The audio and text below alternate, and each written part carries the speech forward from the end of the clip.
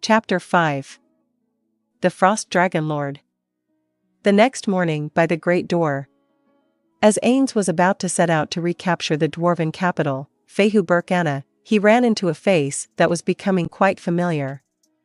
It was Gondo. Ainz cocked his head, because he couldn't think of a reason why the dwarf would be here. "You came to see me off?" "No, I'm your guide." Ainz blinked. True, he did request for a dwarf to guide him to the capital. He figured the reason they had immediately agreed was that they wanted to send someone to observe him, so he had expected a dwarf he didn't know at all. "Yesterday after I left you, I talked to the other runecrafters. I'm pretty sure I know the way to the kingdom better than anyone else. Including how to take a detour if it turns out the underground road is collapsed. I need someone who can think on their feet. Can you handle it?" "I'll do my best. I hope you'll allow me to continue guiding you," Ainz thought.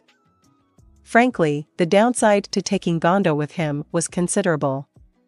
But if the Regency Council already approved it, he figured there was little chance they would swap guides just because he had a complaint.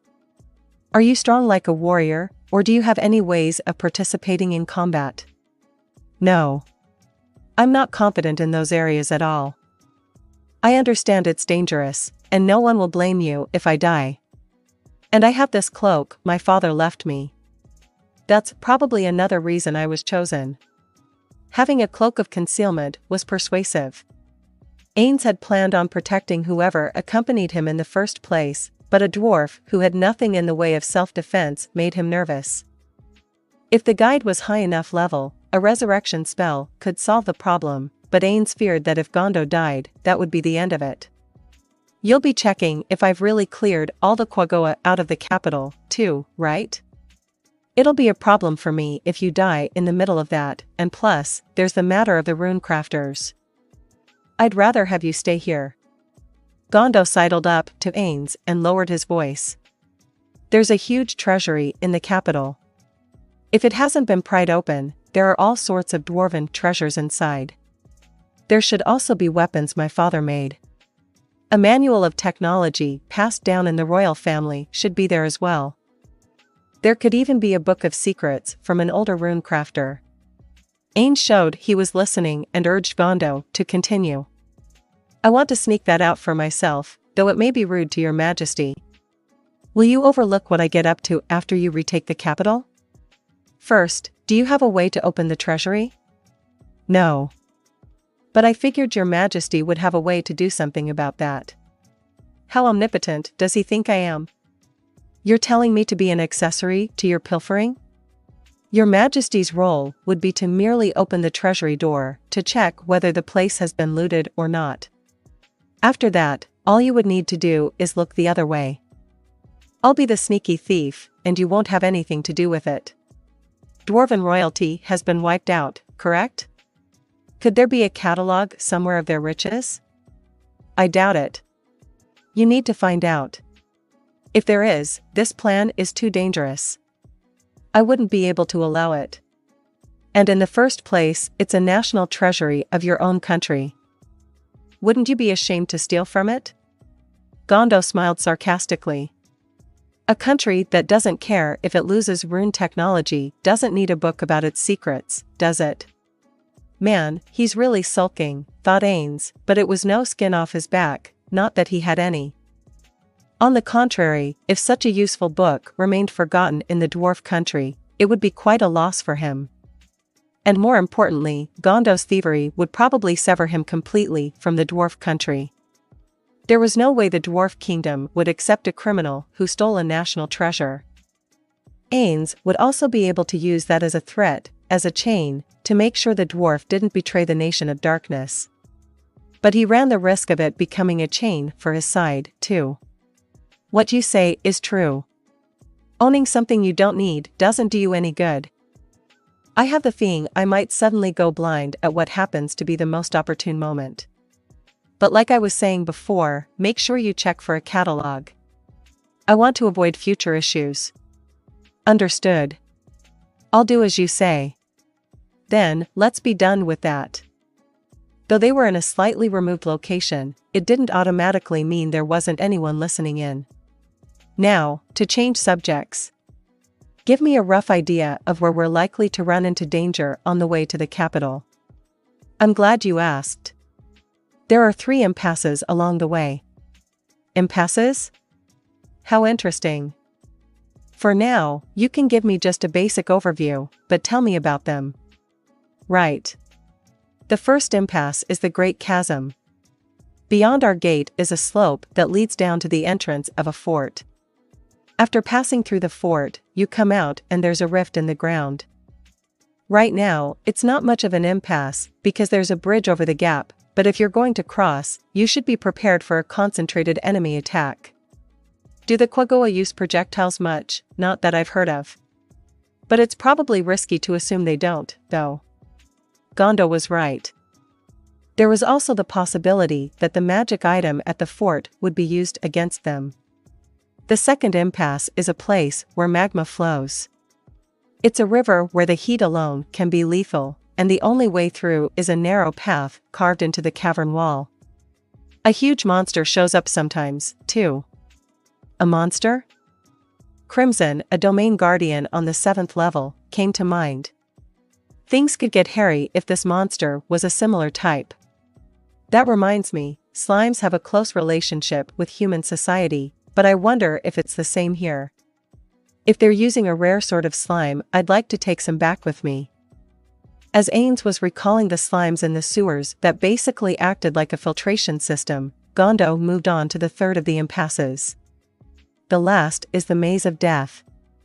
It's a cave with countless branching paths where extremely poisonous gas is emitted on a regular cycle. If you breathe it, you become paralyzed starting from your arms and legs, and eventually it stops your heart. Gondo looked toward Shaltir and Aura. He seemed to want to say that Ainz would be fine, but that the other 2 would have trouble. They'll also be fine, but... Well, I can tell him when we get there. So you know the correct route through the cave? Unfortunately, no. I used all my contacts, but even the elderly dwarves don't know the way. Not even the Regency Council members have any idea. It might be written in some ancient document, but you couldn't find it. Well, it can't be too easy to find a document pertaining to national security. Let's just gather info once we get there and play it by ear. Taking care to remember the 3 impasses, Ainz signaled to the rest of the party. Okay, let's go. Ainz, Shaltir, and Auric took the lead, and behind them came Gondo, plus 10 dwarven soldiers and a commander who would accompany them as far as the fort. The doors opened wide. A particular smell had been seeping through the crack, so he could imagine what was waiting for them. It was a gruesome scene. The gently sloping tunnel was fairly wide and well kept, so it would have been easy to walk if it weren't for the blood, entrails, and sticky chunks of flesh that covered every surface. Quaggoa corpses littered the floor. The space filled with the thick, sour stench of gore seemed a bit much for Gondo, who had never fought as a warrior, and he looked like he was about to throw up. Even the soldiers looked pale, and it wasn't due to the lighting. Ainz's body had no relationship with nausea, so that wasn't a problem, but that didn't mean he liked the smell. His footsteps made a squelching noise. When he looked down, he seemed to be standing on an organ that had spilled out of a Quaggoa sliced in half. Ainz sighed and cast mass fly so that everyone could avoid the mess. The Death Knights must have enjoyed the slaughter. If he slipped and fell in this tunnel of fresh blood, he was sure the muck and the smell would sap his energy. And he definitely wanted to avoid walking next to someone covered in blood, hence the considerate mass spell. The party flew down the slope, bypassing the filth. There were stones that emitted a hazy glow embedded in the walls, so the tunnel wasn't completely dark, but shadows reigned in the spaces between the stones. Of course, Ainz could see anyhow, so there was no issue. At the bottom of the slope, a little over 100 yards from the gate, the entrance to the fort came into view. To be more precise, it was the back door. Through the fort, there was supposed to be a bridge. A few days' walk west from there would bring them to the former capital. The entrance to the fort was cluttered with Quaggoa bodies as well. Some of the bodies had been bitten to death, which was a method the Death Knights wouldn't have used. Those were the victims of zombies. The reason Ainz couldn't detect any undead was probably because the Death Knights had turned back into regular corpses once destroyed. Ainz looked around. At the moment, he couldn't spot any undead, but considering how undead worked in this world, it was dangerous to leave this carnage here. In the human world, it's common sense that if we leave things as they are, undead will spawn. So what are you going to do? He asked the soldiers. We've been tasked with cleaning up, the commander answered. Well, I say cleaning up, but we're just going to dump all the remains into the great chasm a short distance away, where it won't matter if the remains attract whatever monsters might be down there. And after that, you're going to repair the fort and investigate the route the Quagoa took to invade? That's quite a job. This was where they parted with the soldiers. It was only Ainz, Ooal, Shaltir, and Gondo who were continuing on to retake the capital. Well, the Hanzos were also going, but the soldiers didn't know that. The dwarfs winced. While they had their own dangerous investigation to undertake, an adventure with a high chance of encountering Quagoa for sure, to get that sort of comment from Ainz, who was invading the Quagoa's home base, was probably a bit. Okay, let's enter the fort. We'll go in first and make sure it's safe. Until then, please wait here. Just in case, will you protect Gondo? Upon receiving the soldier's affirmative reply, Ainz went through the open door. Standing at the scene of this disaster, he asked Ooal behind him, Ooal, can you sense anyone hiding using stealth abilities? No. There isn't anything alive in this fort, she answered while holding her hands to her long ears, apparently listening for any sounds. If Ooal, a ranger, said there weren't any living things here, then it had to be true. Still, he couldn't be careless. Someone powerful enough to kill Ainz, 2 Death Knights, had been here. If that person specialized in stealth classes, it was possible they could deceive even Oor's investigation abilities. Well, but in that case, they would have lower combat capability, so they wouldn't be hard to handle even if they managed a sneak attack. There were lots of bodies inside the fort. Unlike on the slope, however, there were dwarf corpses here and there, as well. Ainz cut across to the large opposite set of doors, which had been left ajar. Outside was a massive fissure in the ground, the bottom of which not even Ainz could see. And there were no Quagoa on the other side. Apparently, they had withdrawn instead of building a position. This must be the Great Chasm, but Ainz looked to either side. There's no bridge. No, there are the abutments. That makes this the wreckage of a bridge. It would seem the enemy took the bridge down as they withdrew, said Shaltir, standing next to him. Would an opponent strong enough to slay Death Knights take the bridge down? Taking measures to prevent this side's attack shows a lack of confidence in their strength, no. Ainz shook his head. In this world, Death Knights were rare. Seeing 2 would probably make most imagine something even more powerful waiting in the wings. And losing this bridge probably wasn't a huge problem for the attackers. Well, that's smart. Go tell the dwarfs we've confirmed that everything is secure up to this point. Yes, my lord. As he watched Shaltir head back to where the dwarfs were, he saw Ooal sitting on the ground looking at the dirt. He wondered what she was doing, but noticing her intent expression, he decided not to distract her. Turning back to the Great Chasm, he picked up a small rock and tossed it in. He had just done it for kicks, not for any real reason, but he never heard it hit the bottom. We don't know how deep it goes, Your Majesty. The dwarf must have seen him throw the rock. Shaltir had brought over the commander. Twice we sent in exploratory expeditions, but no one ever returned. I see. There must be monsters down there.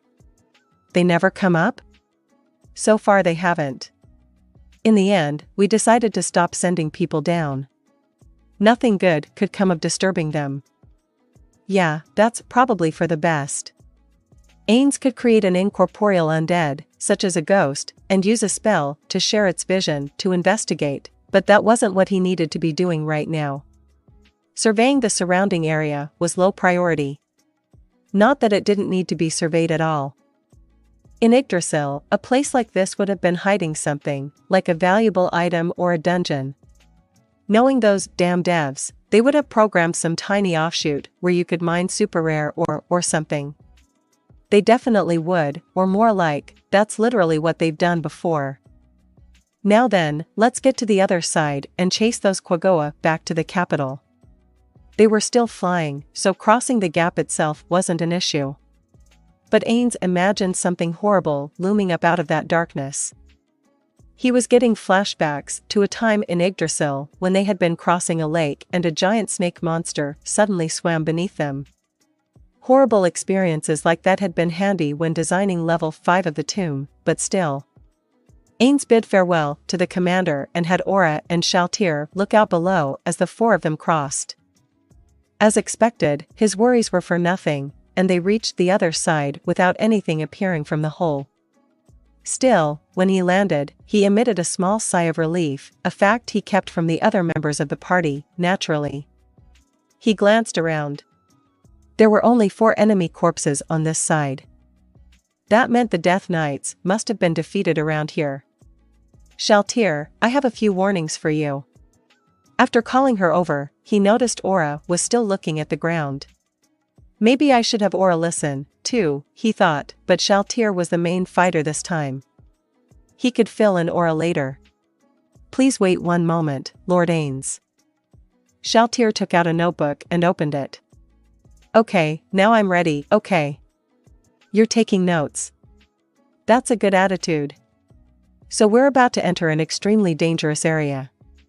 The reason it's dangerous is that there is definitely an enemy out here who was able to defeat 2 of my Death Knights. It might be insulting to compare you to a Death Knight, be you, not at all, Lord Ainz. I'll do everything in my power to defeat the formidable enemy who destroyed the Death Knights you created. No, absolutely do not do everything in your power, why not? Wouldn't it make sense to attack a powerful enemy with every bit of strength available? Please excuse me. That was no way to respond to you, my lord. No, that's fine. Your question is only natural. Ainz folded his hands behind his back and explained how to confront the unknown enemy. But we need to think about what the enemy's likely course of action would be. What the enemy wants most of all is information about how strong we are. They'll probably send in a disposable strike team to measure our capabilities. If, after determining what abilities we each have, they decide they can win, they'll close in on us with a deadly attack that leaves us no openings for escape. Wow, that's so, well, I don't know for sure if they'll think that far ahead, but, Lord Ainz? Aura called him in what was an unusually timid tone for her. Normally, he would have paused his explanation to Shaltir and listened to her. But he really enjoyed explaining areas of his expertise. That's why he replied by putting a pointer finger to his lips. Okay. The gleam of understanding lit up her face. She must have gathered that he wanted her to be quiet while he was giving a serious explanation. As I was saying, Shaltir. That's what I would do if I encountered a strong enemy. Well, my friends would have, too. You mean the Supreme Beings? But I can't imagine our enemy could be as powerful as any of the Supreme Beings, really? You should assume that anything I can do, our enemy can as well. Only a fool gets conceited and assumes they're special. Don't let your guard down. I also want to make sure that the enemy can't grasp our full potential. The reason he had hidden the Hanzos, too, was to throw off the enemy's calculations. So, Shaltir, until we charge into the dwarf capital, the enemy's headquarters, I want to place a few restrictions on you. Yes, my lord. What sort of restrictions might they be? As for magic, you can use tier 10 spells, but not a lot of them. Stick to 1 or 2. I see. If we do that, the enemy will get the wrong idea, which will make them careless, and then we can defeat them in a counterattack. But if that's the idea, then wouldn't it make more sense to limit me to a lower tier? Say, 5 or so? No, I doubt that would make them careless. The moment the enemy thinks they know everything we're capable of and comes to crush us is our chance to deal a fatal blow. If a small party of enemies attacked us and were only using up to tier 5 magic, I would infer that they were withholding information.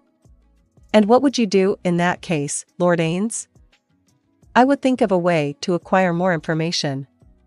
If I was in a position that I could afford to lose, I would cede them ground temporarily. Then I would take my time gathering intelligence. Once you acquire a strategic point, you don't want to lose it, which limits the moves you can make. I'm sure they would leak some info at that point. It's impressive that you're so aware of all those things. In the game, it was possible to come back from a few losses. But there was a chance that in this world, it wasn't.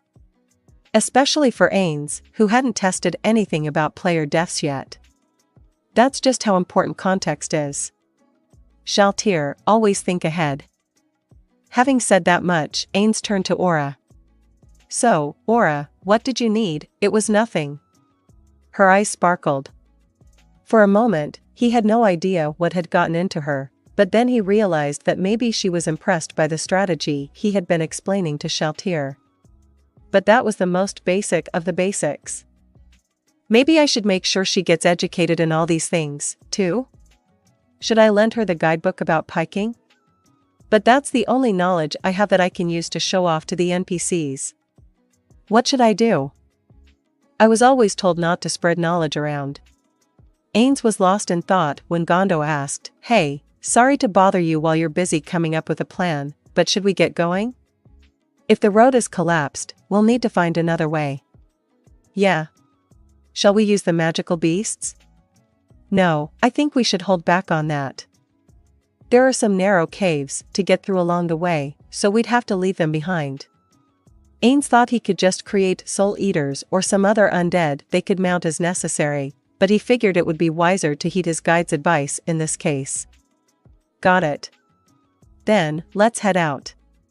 His Majesty has departed." 6 of the members of the Regency Council, the Chief of the Great Earth Shrine, the Chief of the Food Industry, the Chief of Administration, the Chief of Alcohol, the Chief of Caves and Mines, and the Chief of the Merchant Council, trembled with glee.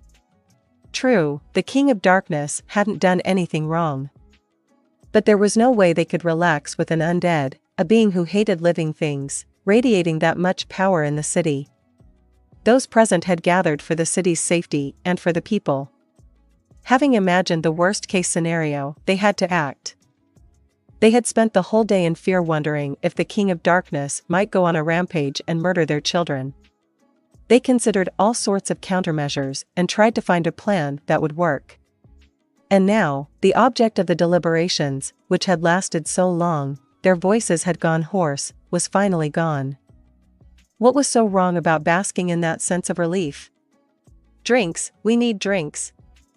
Just as parched land required rain, exhausted minds required the consolation of alcohol. Obviously, no one was going to object. But, isn't he coming back? The uplifting atmosphere deflated in an instant and turned dark. The triumphant fists in the air withered. Should we run away? And go where?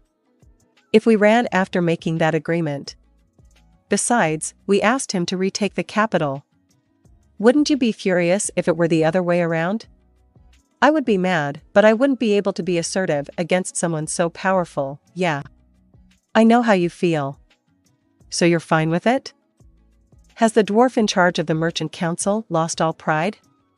I mean, there's no way to do proper deals with that thing. Normal deals are possible because the parties are equal to some extent. You can't do business with someone so overwhelmingly powerful. They all sighed at once.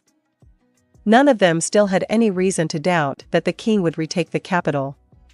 One glance at the magical beasts he had left behind was enough to convince them. He was heading out to a dragon lair, but didn't even feel he needed to bring those monsters along to help. Getting back to what we were saying, does anyone have any idea when he'll return? How would we know? It's not like we could ask. If he grinned and said, "In no time, I'm pretty sure I'd piss myself." It was a pathetic thing to say, but none of the other dwarves made fun of him. How could you not? I'm sure I'd do the same. Me too. I'd probably even do a number 2. Despite the indecent conversation, they all exchanged glances. Have we learned anything new? Did anyone find out anything about that Gondo guy? Nothing. I know he called a meeting of all the rune crafters, though. The rune crafters? About going to the Nation of Darkness? Who knows? Should we summon someone and see what they have to say? That might be good, but won't it get back to His Majesty if we do that? It's probably dangerous to stick our noses into that business. Just like how only an idiot would stick his nose in a hot furnace. In that case, we need to tell the rune crafters they'll be going to the Nation of Darkness. What if we nonchalantly brought it up? I'm not sure I can be that nonchalant. The other dwarves all nodded and agreed. Okay, then let's forget about asking. I'm not interested in digging a hole, we don't need only to fall in and die. Everyone agreed. They wouldn't be able to face the people if their meddling angered the king and caused a slew of casualties. Then, let's inform the other 2 who aren't here about the plans for tomorrow and that there's no need to get involved with the rune crafters. I heard the Supreme Commander will be back later, but what about the Chief of the Smith Shops? I'll go, said the Chief of Administration. I'm interested to see what sort of fancy armor he's making. Or rather, I'm curious what kind of metal the King of Darkness provided. He said it was rare, but I'm sure it couldn't be as rare as adamantite. Then, maybe something like orichalcum? Even if they weren't blacksmiths, dwarves were naturally fascinated by the idea of a metal they had never seen before due to their nature as a race of the earth. We should have grabbed him and gotten a glimpse. I realized we were busy and didn't get a chance, but the Chief of the Smith Shops had accepted the ore and hurried back to his workshop. The others understood why he was in a rush and refrained from stopping him. Well, knowing him, he's probably made some progress. If he's forging mail, there will probably be some extra links. Can you grab a couple and bring them back for us? The Chief of Administration agreed, and the meeting came to a close. After that, they had decided to rest their weary bodies. But the dwarves were a race of people who would declare they needed a break right before promptly starting a drinking party. Drinking booze at work always makes it taste better, they would say as they began enjoying their special high-proof dwarven drinks. The Chief of Administration, however, left the conference room turned party venue as if someone was yanking him by his beard. His aim was, of course, the Chief of the Smith Shops. As might be expected of the workshop belonging to the head of the country's smith shops, it was huge. It had to be either the first or second biggest in Fehujura. Many dwarves were employed there, the furnace, hot enough to melt even adamantite, was always lit, and the symphony of hammers never stopped ringing out. That day, however, it was eerily quiet. Of course, the furnace was burning.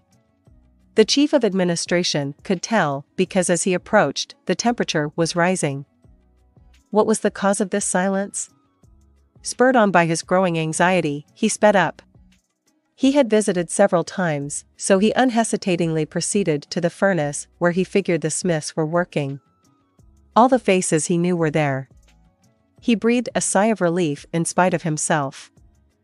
But the puzzled looks on their faces and the object of their gazes brought his anxiety right back. What's wrong? When he spoke, their eyes pleaded to him as if he was a savior. He's holed up and won't come out. Separate from the workshop that housed the massive furnace was an atelier for the Chief of the Smith Shops. The chief would hole up in there for days at a time when he had a particularly important project to do. That was normal, so there was no reason for his apprentices and the other blacksmiths to look so concerned. That's not out of the ordinary, is it? True, he shuts himself in there fairly often, but we can't hear his hammer. And it's already been half a day, almost a whole day, actually. Could he be thinking about what shape he wants the final product to be? He's never done that before. The Chief of Administration stroked his beard. To him, it didn't seem so strange, but if all the blacksmiths who regularly worked with the Chief of the Smith Shops thought so, maybe this truly was an emergency. Then, why don't you open the door? Is it locked? No, it's not locked. He just hates having the door opened on him while he's holed up. So you want me to open it, is that it? It was difficult for the disciples, but they must have thought that someone of the same status wouldn't be as objectionable. It was rotten luck, but he had no choice. Fine. I'll go. You guys can scram. You probably won't get in trouble if it's just me busting in on my own. After the blacksmiths showered him in thanks, the chief of administration approached the door and knocked. But there was no reply.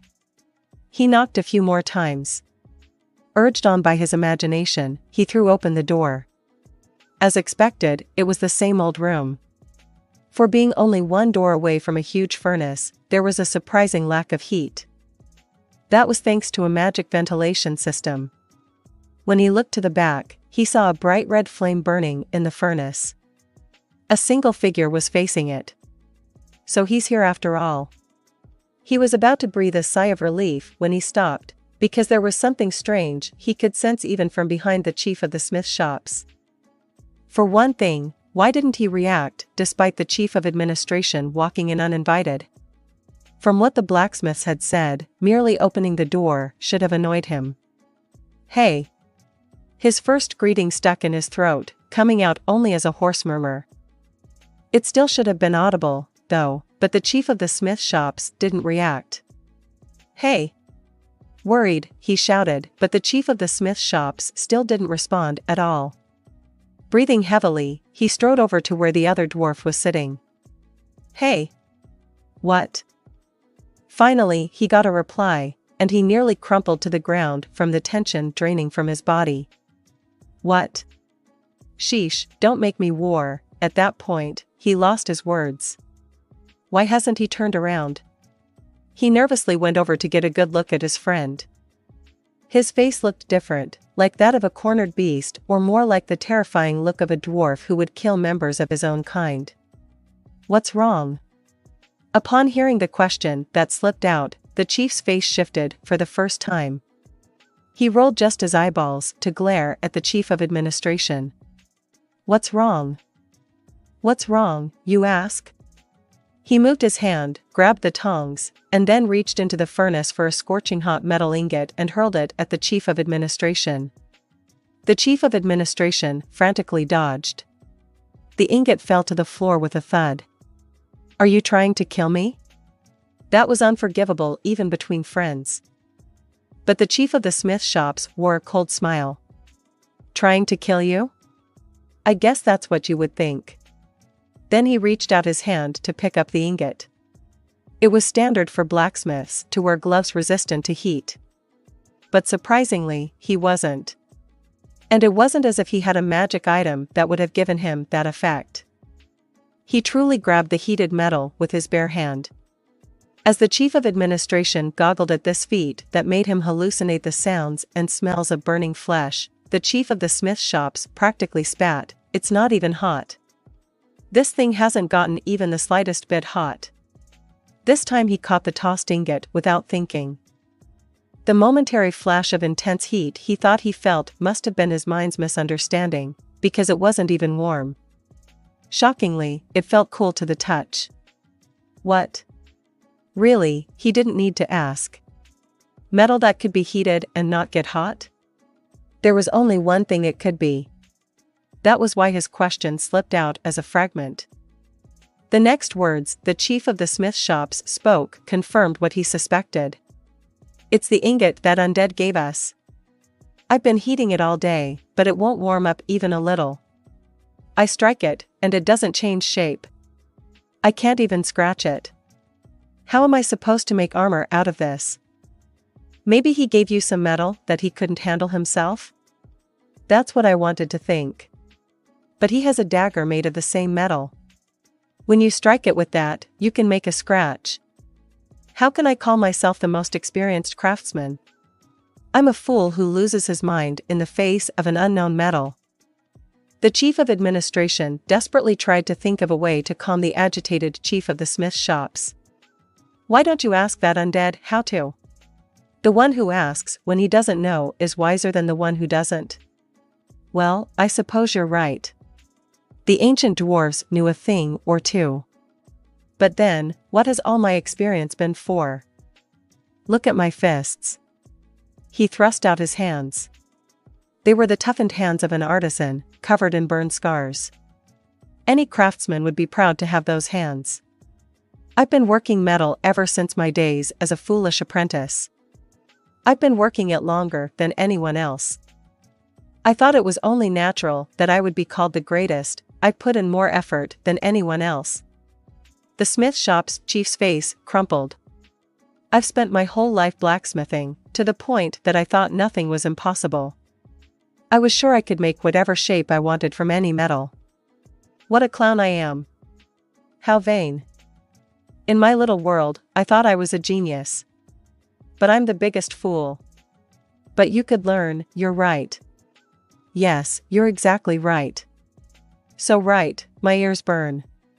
The chief of the smith shops took the ingot and clenched his hand around it. The lack of expression on his face worried the chief of administration. I'll be fine. I can learn again. So what did you come here for? What did I? You. Well, whatever.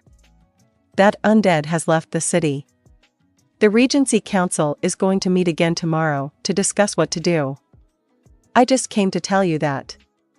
And also to say that you don't need to worry about the rune crafters. Got it. Then, I'll see you tomorrow. The chief of administration was still anxious, but he couldn't quite put his feeling into words. When the body is exhausted, the spirit also tires. Figuring that the chief of the smith shops would be back to his usual self after a good night's rest, the chief of administration headed straight home. The next day, he learned that the chief of the smith shops had taken the ingot and skipped town. There were 3 impasses on the way to the former dwarf capital. The first impasse was the Great Chasm. It went without saying that the massive gorge was impossible to cross by foot.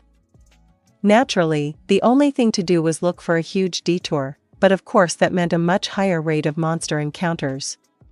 The predatory monsters who lurked in these rock formations posed an alarming threat to both dwarves and humans. It was difficult to evade that first strike when the creatures burst out of the earth after sensing movement nearby. The unlucky were often swallowed in one bite and ended up being helplessly digested. There were other monsters that unleashed a psychic attack first and dealt the fatal blow while their prey floundered. In this place, humans, dwarves, and elves, all humanoids, were frail beings fit only to be snacked on. The safest way past this obstacle was to go above ground and cross the mountains, but for races who lived with their feet on the ground, that was an unparalleled challenge, because they had to be wary of the huge flying animals and monsters such as paratons, harpias, itsamaid, and giant eagles that would attack from the sky. Humans and similar races don't have a very good vertical range of vision. For that reason, it wasn't hard to catch them unawares from above. And there was no guarantee that one swoop wouldn't kill them straight away. Thus, the Great Chasm was a major obstacle even when people tried to go around it. That was why the dwarfs built a city nearby and put a bridge over it, so that if the bridge was dropped, their home would be protected by that naturally impassable barrier. Since the Quaggoa had in fact destroyed the bridge, the Great Chasm became a true impasse. However, Ainz's party wasn't bothered at all. They simply used fly to cross it. The second impasse was the magma zone. It was a red-hot sea that glittered with a dazzling light.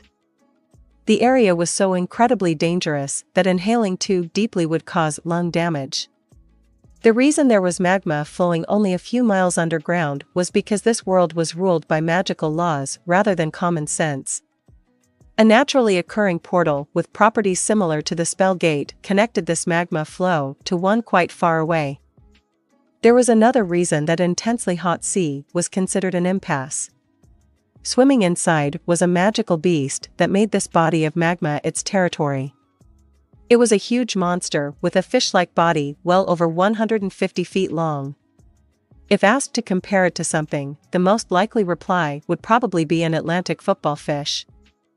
This creature was most well known for its ability to use the lure attached to its head as an appendage to capture prey from a distance and hurl them into its powerful jaws. Its outer skin was thick and tough. It was covered in scales far harder than orichalcum. Some magical beasts that lived a long time acquired immense power.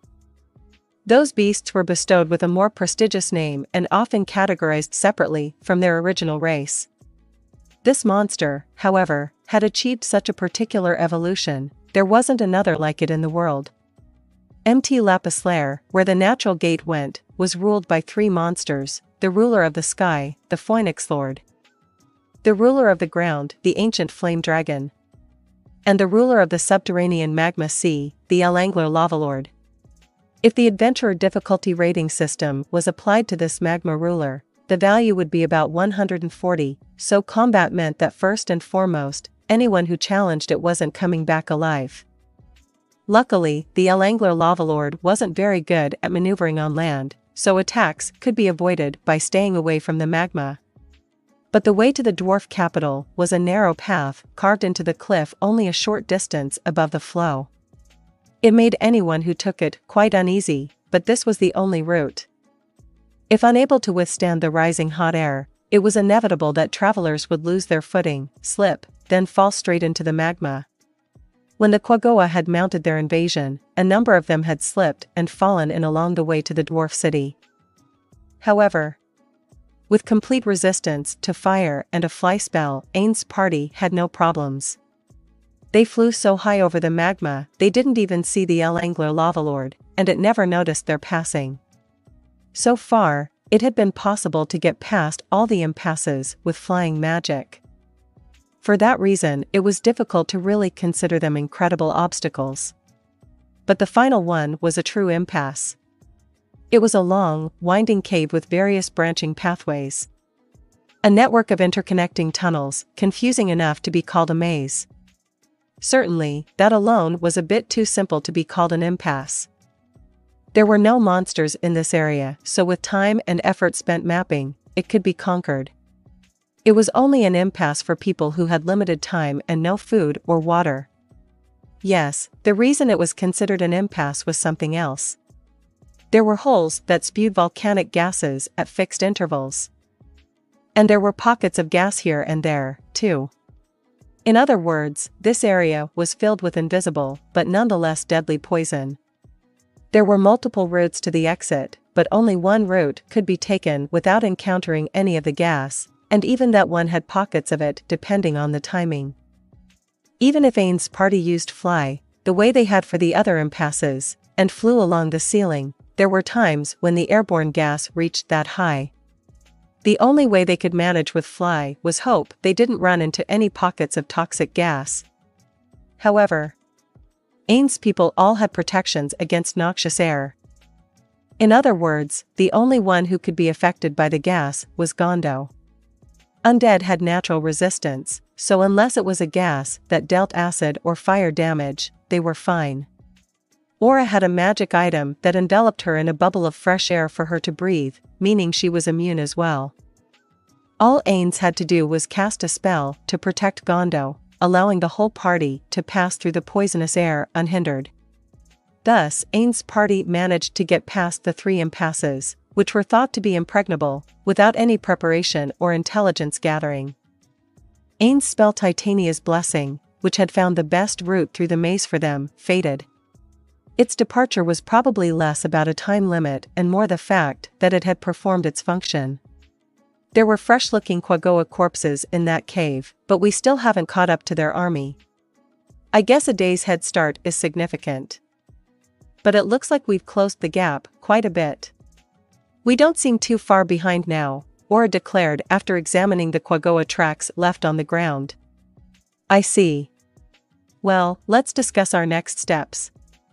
Gondo, we're almost to the capital, right? Right. I've only ever heard tell of it, but if that cave was the maze of death they talk about, then the capital is only a little farther. Gondo's expression turned sober. Was it really the maze of death, though? Supposedly, anyone who loses their way inside dies, but Ainz didn't have a reply. It had been incredibly simple to get through. He couldn't rule out the possibility that it was a dummy created to make people think they had escaped while ensnaring them in the real trap. Well, if it's a trap, we can just break out of it. That said, it's stupid to get caught in a trap you've anticipated. Let's slow our pace a bit and keep a sharp watch as we proceed. Thus far, they had been trying to catch up to the enemy, so they had been moving at a fair clip. But if they hadn't caught up by this point, it was better to assume the enemy had already reached their home base and to rethink their strategy. Time to decide what to do when we reach the enemy. Seeing everyone nod, Ainz looked to the dwarf. Gondo and I will capture the palace. I'll take care of the dragons. Neither the two guardians nor Gondo objected. The elite dragons were the most powerful opponents in Yggdrasil, too, so it was dangerous to operate separately from the guardians without knowing their strength. But Ainz had a world item. It had a few different functions, but one of them worked particularly well against dragons. That meant that even in the worst case, he would at least be able to escape. If, however, he brought the guardians, and the dragons turned out to be more powerful than expected, he would have to buy time for them to get away. He was fine with abandoning Gondo if it came to that, but he couldn't leave his friend's children behind. Consequently, he chose not to take them with him at all. Dragons, this should be fun. In Yggdrasil, dragons were not only the most powerful enemy but also meant a mountain of treasure. They dropped good data crystals, and their artifact drop rate was higher than that of other monsters. On top of that, there were a variety of uses for the skin, meat, blood, teeth, claws, eyes, and scales harvested from the body. They could be called a delectable enemy. Ainz couldn't help but feel a mix of ambition, anticipation, and nerves as he prepared to encounter his first dragon of this world. According to the dwarves, the dragon who destroyed their western city might be there. That meant he could be plunging into a fight almost as unpredictable as his battle with Shaltir. Someone powerful enough to kill Death Knights plus dragons? It'd be simple if they were one and the same, but it's a bit trickier if they're separate entities. Should I have brought more than just my stealth Hanzos? No, I think I made the right choice. Lord Ainz? Shaltir. Sorry, I guess I got caught up in my own thoughts. Okay, here are your orders, Aura and Shaltir. Take on the Quaggoa. If they want to submit to our rule, that's fine. If they refuse, show them the might of Nazarick. The two guardians replied with spirited acknowledgements. Ainz glanced at Gondo, but he didn't look like he had anything to say. He seemed ready to go along with what Ainz had decided. The promise to the dwarves was to clear out the Quaggoa, but Ainz wasn't of a mind to kill them all. He simply felt it was a waste to exterminate a race that didn't exist in Yggdrasil. If he wiped out these guys, it was possible that the entire race would go extinct. Even if that didn't happen, as long as he kept them alive, they could be of some benefit to Nazarick. Of course, it was equally possible that they would harm Nazarick, but Ainz thought it would be a shame to eradicate them without figuring out which it was. Killing is easy, but resurrecting is hard. That means there's only one thing to do. Besides, if they're too stupid to swear loyalty, cull their numbers to 10,000. Gather mostly strong ones. But keep the future in mind, don't select only based on power. Make sure the number of females is equal to the males. Don't let any get away, especially not the king. But, Lord Ainz. Aura spoke with a gloomy expression, and Ainz prompted her to continue. We don't even know how big the dwarf capital is. It could be huge. It'll be awfully hard to keep the Quaggoa from escaping such a vast place with just the two of us. What should we do? Yes, that's a natural question to have. That's why, Aura, this is your time to shine. Use the world item I gave you. I can use it? Yep. Times like these are precisely what it's for. Understood. The Guardians both essentially had the word nervous hanging over their heads. While that world item can be used unlimited times, you can lose it if someone meets certain conditions and escapes. If nothing else, avoid that worst-case scenario. He recalled the time Ainz Ooal Gown stole it. The other guild had asked for it back so many times. Ainz snorted. No one was as foolish as the guild that couldn't be reasonable and accept the obvious answer of, if you don't want it stolen, then don't use it. The key to preventing theft is to lock up possessions in a treasure chest and not walk around carrying them. Ainz figured they were fine, but it was still important to exercise caution. Be wary of anyone not affected, because it means they're carrying a world item. Does it mean you won't be able to come in either, Lord Ainz? Once you activate it, I won't be able to enter. But it's possible to choose to enter later instead. Just pay attention to the timing. Okay, shall we? The party advanced with Aura in the lead. Perhaps because of the proximity of the dwarf capital, the cave was easy to walk through despite being naturally occurring. The stalagmites must have been cleared away to make the terrain open. They walked along, appreciating the work of dwarves from long ago. Aura paused. Cupping her hands below her long ears, she seemed to be listening for the enemy. Ainz stood very still, so as not to make any sound, and waited for Aura to speak. Lord Ainz, I hear multiple creatures up ahead. They probably number in the hundreds. I don't have a good estimate of how far away they are, but I imagine we can make contact in a few minutes. Did we catch up? No, it wasn't walking sounds. I think they set up a camp. I see. Did they realize we were following them? Is it a unit sent to intercept us? If that was the case, their opponents must have been using some intelligence magic to track their location. Ainz smiled faintly. They hadn't shown their hand yet, so the enemy probably wanted to hit them with this unit to see what they were capable of. Sensing a bit of desperation in their willingness to make sacrifices, Ainz felt like he had won this contest of wits. Lord Ainz, shall we capture them? We shouldn't have revealed any info about us yet, so before we swoop in on their camp to trample them, let's do something intelligence gathering. Yes, my lord. Even if they managed to collect info, it wouldn't be easy to formulate a plan. Yggdrasil characters came in two main types, those narrowly specialized in one thing and well-rounded builds. If their opponents were the former, unless the intelligence they acquired pertained to that specific thing, it would be hard to know how to counter. If they were the latter, there were plenty of options available, but it would be less effective than a hard counter. There were also characters like Ainz, who could deal with a diverse array of opponents thanks to the variety of spells he knew and the items his friends had left him, as well as unusually strong all-rounder characters like Touch Me, but those were outliers. For that reason, there was something he needed to be wary of. Specifically, it's important to be aware of the number of powerful enemies. It scares me a bit that we still don't have any idea. We should keep the option of falling back in mind and, well, either way, we have to attack to see what kind of cards they have in their hand. The spirit of Yameko has come to me. Shaltir, no rampages this time. Of course not, my lord. She took out her pipette lance. Good. Really, I'd rather avoid revealing that we have god-tier items, but we'd need some awfully powerful investigation magic if we wanted to find out much. All right. Begin. My lord. Built during the golden age of dwarf culture, the one-time dwarf capital, Fayhu-Burkana, was both magnificent and gorgeous. Its largest building besides the palace was the Chamber of Commerce and Industry. Its size was due to the multiple conference rooms and vaults that had been used for temporary storage. Many dwarves had made use of the place, and it was more spacious than any building in any of the other cities. Currently, it was the palace of the king of all the Quagoa clans, P. Ryuro. When Yuzu returned, Ryuro was seated deep in a huge, soft cushion.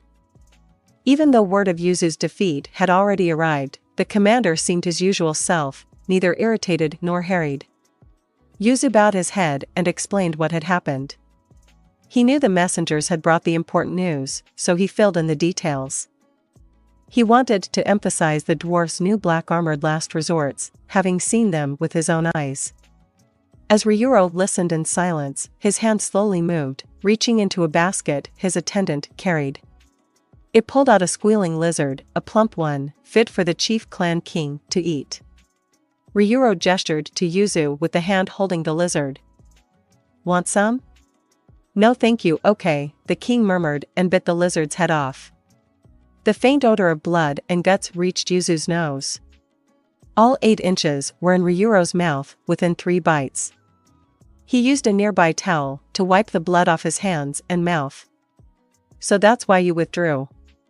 Did they follow you?" "I don't know. That is to say, with the bridge down, he didn't think such a thing was possible. Moreover, they had gotten awfully close to dealing the dwarves a fatal loss. He expected them to fortify their defenses, seal off any routes around the Great Chasm, and only then mount a counterattack. Unless they were the sort of fools who had no issue with committing troops in a piecemeal fashion, the reason the dwarves had sent out 2 of those black suits of armor when the fort fell was because that was all they had. Yuzu explained those thoughts of his to Ryuro. After a period of silence, Ryuro quietly responded. "I wouldn't be surprised if they had another 1 or 2 of those things." A questioning look appeared on Yuzu's face, without him meaning it to. "Perhaps the king noticed?" He offered a lazy explanation while poking around in the basket of lizards with his claws. The dwarves had been confident in their defenses. If those defenses were badly pressed, that meant their fear that the entire city might fall was heightened. They would probably send most of the black armors out to intercept. But they most likely didn't realize exactly how the fort had fallen. In that case, it was too great a risk to commit all their strongest troops to one front, because if there had been more than one invasion route, that would be a grave error. It wasn't the sort of situation the dwarves could resolve with a trivial amount of force, but neither did they have enough information to fully commit to a counterattack there. That's what led Ryuro to conclude that there was probably 1 more, maybe 2 more suits of black armor. He's exactly right, thought Yuzu, impressed by his king's intellect. "Tell me, who do you think can win against these golems?" "I'm sure you could." Ryuro reigned at the top of all 8 clans. And he did have outstanding combat ability, great enough that he might have even been able to make enemies of all the other Quagoa and still win. He was the strongest in all of Quagoa history.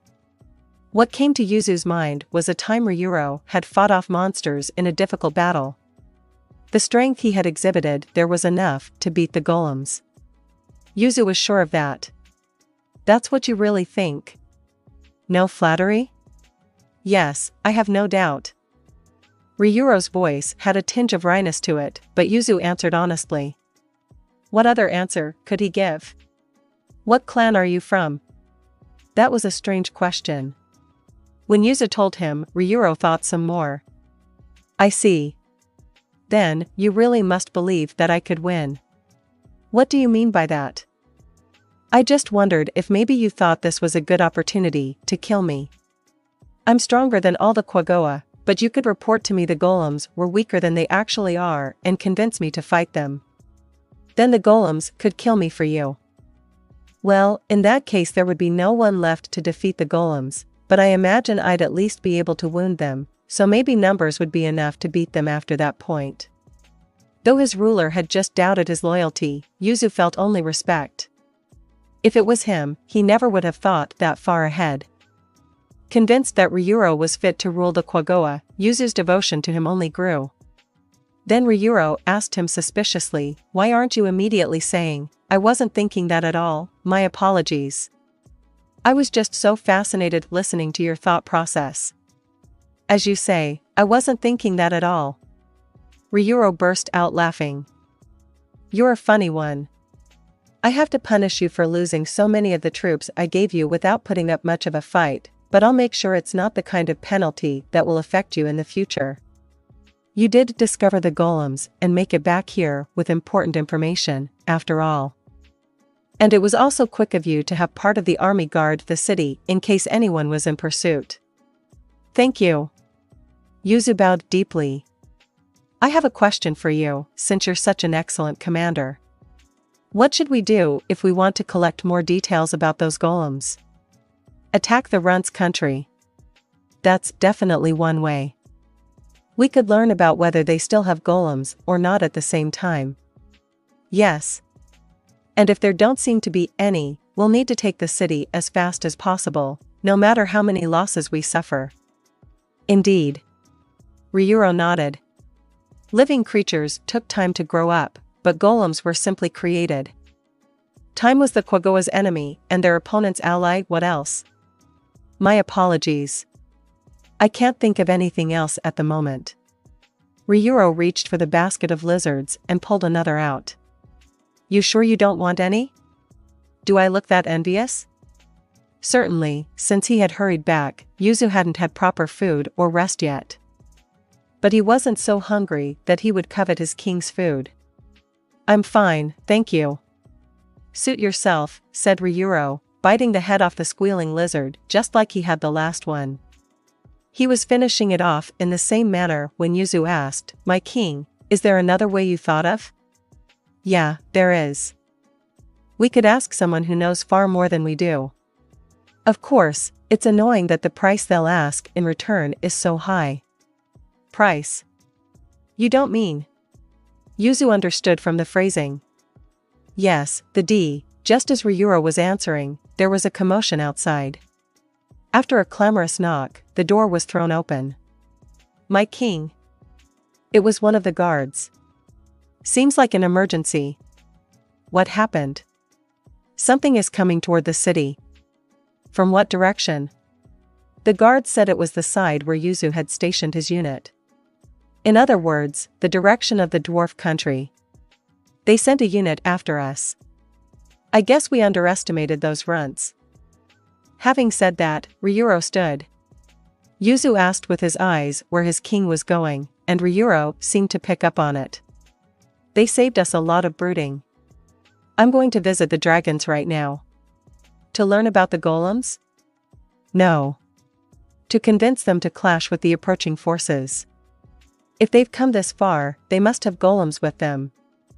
If we have the dragons fight them, we can weaken both our enemies at once. We'll need them to do a proper job.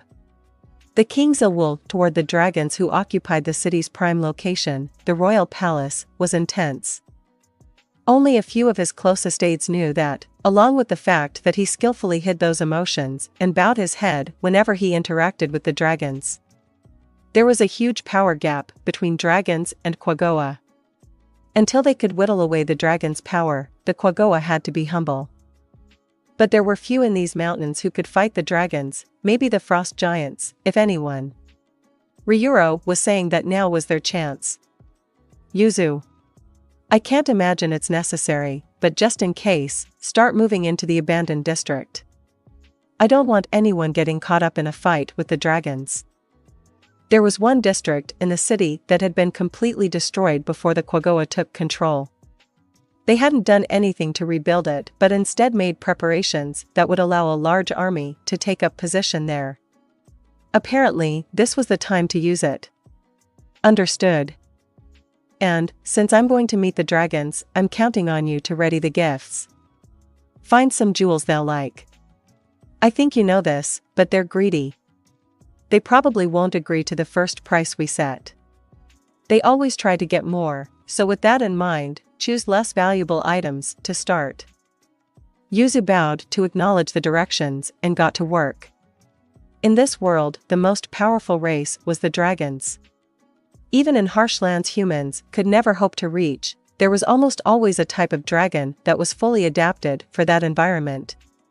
The Azurlija Mountains were no exception. The ruling class was dragons, the type known as frost dragons. Dragons normally had slim trunks. They were less lizard-shaped and more cat-like. And frost dragons were even slimmer, bearing a striking resemblance to snakes. Their scales were pale blue at birth, but as these particular dragons aged, they gradually turned white as if frost were settling over them. Appropriate for their environment, they had perfect resistance to the chill, but that came with a weakness to fire attacks. Their version of a dragon's ace move, their fearsome breath, was imbued with chill. The king of those frost dragons, Alasur coiled around his throne, looking coldly down at the Quaggoa who had come for an audience. "Welcome. What can I do for you?" "Great White Dragon Lord Alasur, skip the brown-nosing. Get to the point." That's what he said, but he smiled faintly. Dragon Lords occupied a special place among the various dragons. Generally speaking, they were the most ancient, or very powerful, or could use unique spells. In other words, it was a prestigious title given to those who were superior to other dragons in some way. Who wouldn't enjoy being addressed by an honorable title? As you wish. First, please allow me to humbly thank you for this audience. The Quaggoa behind the clan king stepped forward, bearing large shabby sacks. When they opened them, sure enough, the glimmer of gold spilled out. It wasn't enough to satisfy Alasur, but he decided to accept it, since it was probably all they could muster. "Very well. What is it you want?" "Thank you. Some rabble has come to attack our home, so we were wondering if it would be possible to request your assistance, Great White Dragon Lord." To Alasur, the Quaggoa were an inferior race, creatures that served the immensely powerful dragons. In other words, they were mere property. It would be a bit irritating if someone else up and killed them. That said, the idea of lifting a finger for the sake of an inferior race was infuriating. Alasur peered down at his gleaming throne, a mountain of gold and jewels. Dragons as a race had a penchant for amassing wealth such as precious metals, gems, magic items, and so on. Alasur was no different. But although they could dig holes and acquire metals and gemstones, they had no way to process them. That wasn't a job for the powerful anyhow. Dragons felt it was work fit for their slaves, in this case, the Quaggoa, to do. This was a request from those slaves. The benevolent feeling that he would like to help them out a bit welled up inside him. "So who is it?" "We don't know. We haven't figured out who or what it is yet, although we suspect it's the dwarves." "The dwarves?" Alasur glanced at the huge door behind him. That door led to what was the treasury when this city belonged to the dwarves. No matter how hard he attacked it, the door wouldn't open or break. The protective spell the rune crafters had given it defended the treasures against numerous attacks.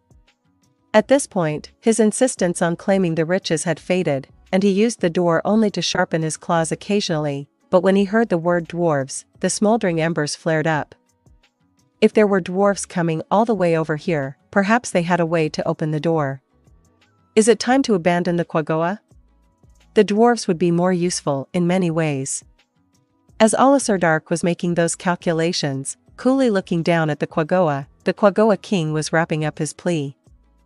"I'm sure that you, White Dragon Lord, could easily defeat the dwarves. I beg you, please lend us your strength. Of course, if you do, we'll give you double, no, even more, in thanks."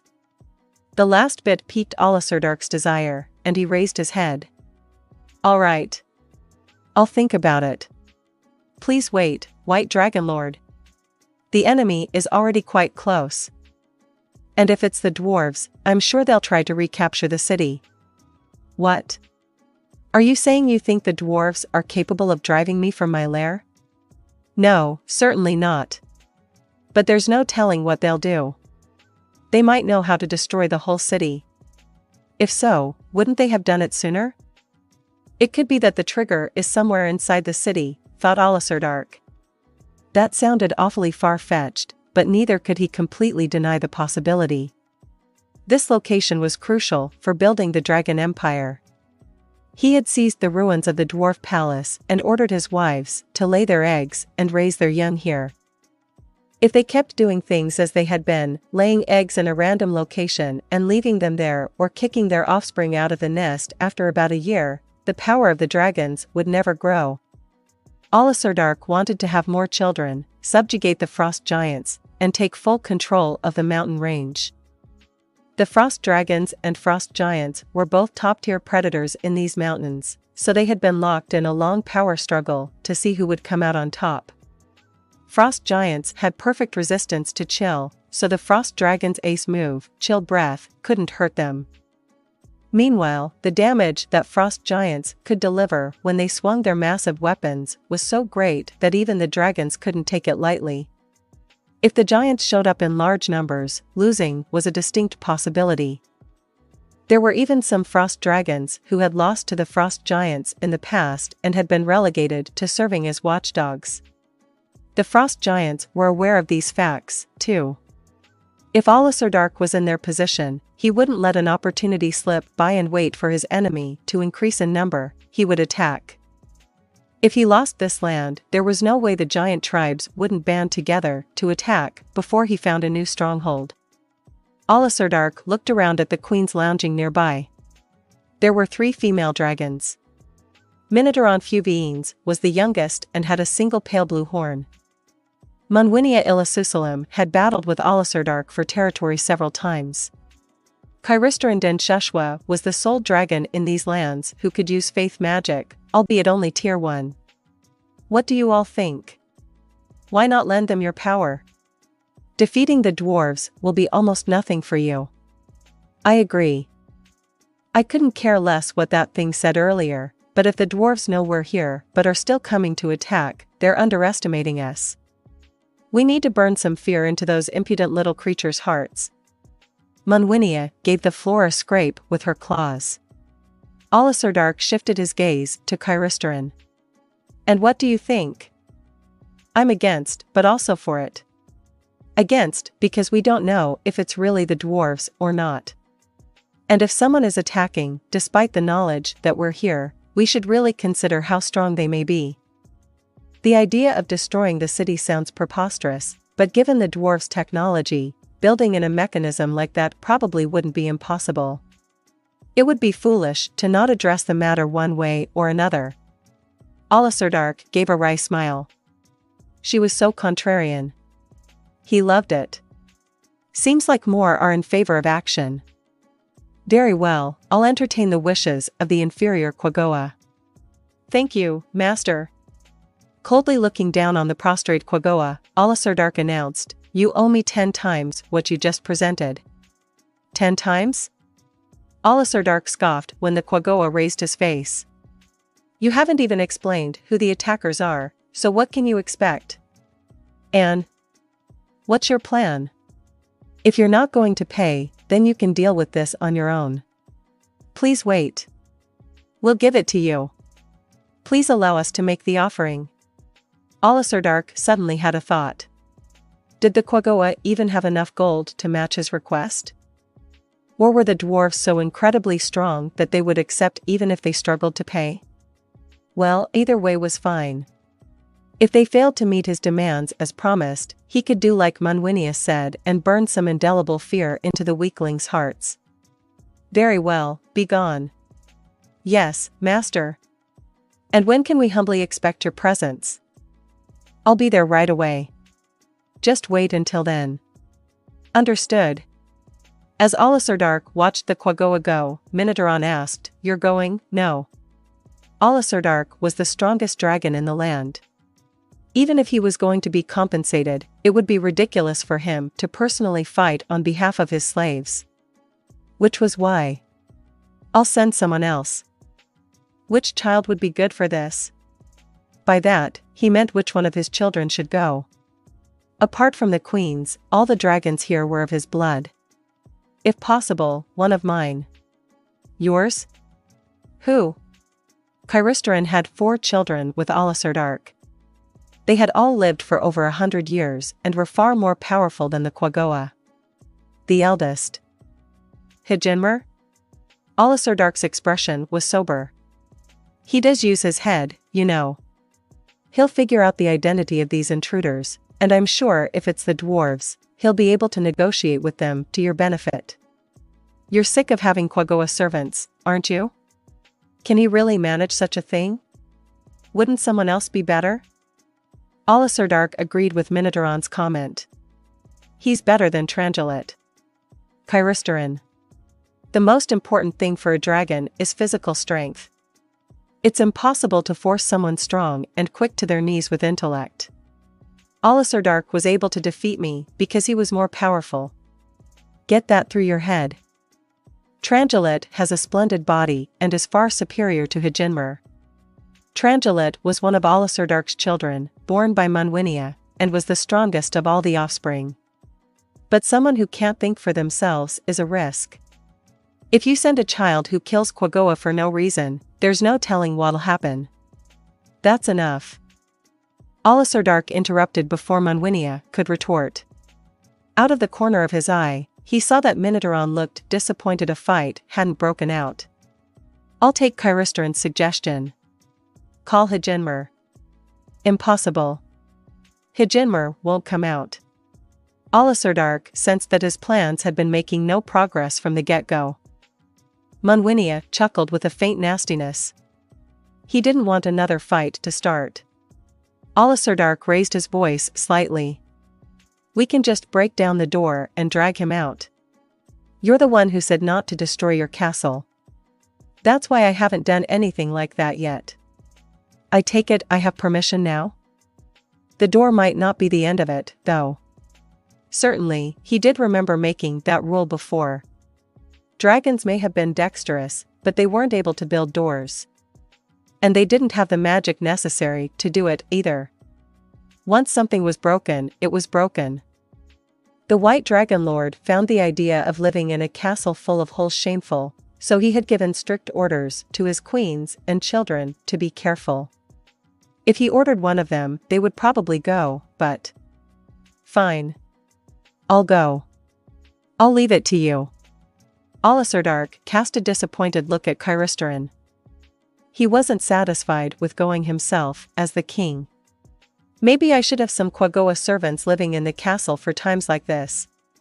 But like every other time he had considered that idea, he rejected it. He couldn't stand the thought of lower life forms like Quagoa prancing around in his home. Someday he would defeat the giants and take on some of them as servants. Until then, he would simply have to be patient. Considering the height of dwarves, the palace they built was surprisingly large. That was why dragons were able to live in it, but it also meant that going from one end to another involved crossing quite a distance. Dark climbed higher and higher until he reached a large door on what was nearly the top floor. He called through it. It's me. Open the door. He waited a little while, but there was no sign of movement on the other side. There was no way he was out. The sun in this room was a shut-in. Dark had almost no memories of ever seeing him leave. Apparently, his little brothers and sisters even brought him his meals. His attitude, pretending to be gone to ignore his father, the king, was quite irritating. I'll say it again. It's me. Open up. Dragons had sharp senses. A shout this loud, the son inside would hear, and even if he was sleeping, it would wake him up. But the door didn't open. The anger that welled up was channeled directly into action. Dark struck the door with his tail. Taking that blow from an object thick as a great tree trunk and covered in scales harder than iron, the door emitted a crushing sound. It seemed the dwarfs who built it hadn't taken into account that it might one day be struck by a dragon tail. Dark sensed movement inside, but it wasn't enough to quell his rage. He struck the door again, and this time it was considerably damaged and crumbled rocks flew into the room like scattershot. Get out here. Now. The roar had the dragon up and out instantaneously. Frost dragons had slender trunks. But this one looked different. Frankly, he was fat. A dragon with little spectacles on the end of his snout looked timidly up at Dark. The child was so pathetic, he had to sigh. Of course, there was nothing to be done about the fact that he was nervous before the ruler of the land. But this was his child, so he would have liked if he had a bit more vigor in his eyes. And that sad physique. He's less like a dragon and more like a Larden. Honestly, maybe it's humiliating to have a kid like this go out in my place. As Dark was thinking those things, his son, frightened to have his dad staring at him like that, asked, "Father, what in the world is it?" Still, he was a dragon. and dragons gained power as they grew up. So even with that obese body, he could probably fight to some extent. I have a job for you, Hijinmer. A job? Yes. Apparently, dwarves or some such are attacking the Quaggoa. Repel them. No, I didn't say anything, father. More importantly, I don't have much confidence in my physical abilities, I guess you could say. Then, what are you confident in? Do you think you can slay them with magic? As dragons developed, they acquired arcane magic skills. But it wasn't much, certainly not enough to be called a caster. But some dragons did learn moves that used magic. One of Alasardark's queens, Kyristranden Shushwa, was a perfect example. Or there was the blue sky dragon lord, Svelia Myron Silk, one of the counselors of the council state who had druid powers and used faith magic. Reportedly, another dragon far to the east trained to be a holy knight and was able to use spells from various trees. Well, since I don't have a master, I'm just studying on my own. Then, what are you doing locked up in here all the time? An intense light filled Hijinmer's eyes. Studying. I'm accumulating knowledge. What? Knowledge? You mean groping for the ability to wield arcane magic? No. Father, studying isn't just for learning magic. I'm deepening my cultural knowledge, learning how this city was built, what sorts of races live in this world, and so on. I don't know what you're talking about. Does learning all that toughen you up? If you don't get stronger, it's meaningless, isn't it? There was nothing more important in this world than acquiring strength. It was a world where living without growing more powerful was impossible. Life meant getting stronger. Not doing that was tantamount to refuting life itself. Just then, even though his son did his best to hide it, he noticed Hijinmer had reacted with a seemingly exasperated expression. What? If there's something you want to say it. His son said nothing. The pitiful attitude was aggravating. Right as he was about to yell at him, he remembered why he had come. He wasn't worried about what happened to the Quaggoa, but he needed the reward. Staying cooped up inside poring over books till you lose your speed isn't going to help you. If you want to amass knowledge, you should get out and see the world, don't you think? Alasardark had been swiftly losing interest in Hijinmer. Did you really let your flesh grow so saggy for this utter nonsense? Running out of patience, he no longer cared about what happened to this particular child of his. I was getting ready to do that. If I don't know what kind of beings are out there, I might die before I get to see them. How about you just die, then? You're a fool. Why didn't you pursue strength from the start? If you have strength, there is nothing to fear going out into the world. Just look at me. But, Father, it's important to know what powerful beings live where. Frost giants are a difficult opponent even for you, right? If you got on their bad side without knowing that, I'm not scared of frost giants. Then, do excuse me, Father. Alasardark's shoulders slumped when he saw his son rubbing his face into the ground before him. That's enough. I have orders for you. Follow them. Then you have a month before I'm kicking you out. That way you can live however you please. In the tunnel leading to the capital, Hijinmer emitted a sigh identical to his father's. I'm just not so good at fighting. It was worse than not so good. He was so weak, he had a feeling he would lose to his younger brother in a fight. When he was anxious, he tended to talk to himself more. I hope the sight of me is enough to scare them away. Hijinmer sucked in his stomach with a grunt. Then he put up his claws and opened his mouth wide. He figured he looked a bit more dragon-like that way. I almost forgot. He carefully took the spectacles off the tip of his snout and hid them nearby. They weren't rare magic items or anything, but if they broke, there was no way to get a replacement pair. He had to take good care of them. I heard you can make tough armor out of dragon scales. I guess I just have to pray the dwarves aren't that barbaric of a race. If they are, then what?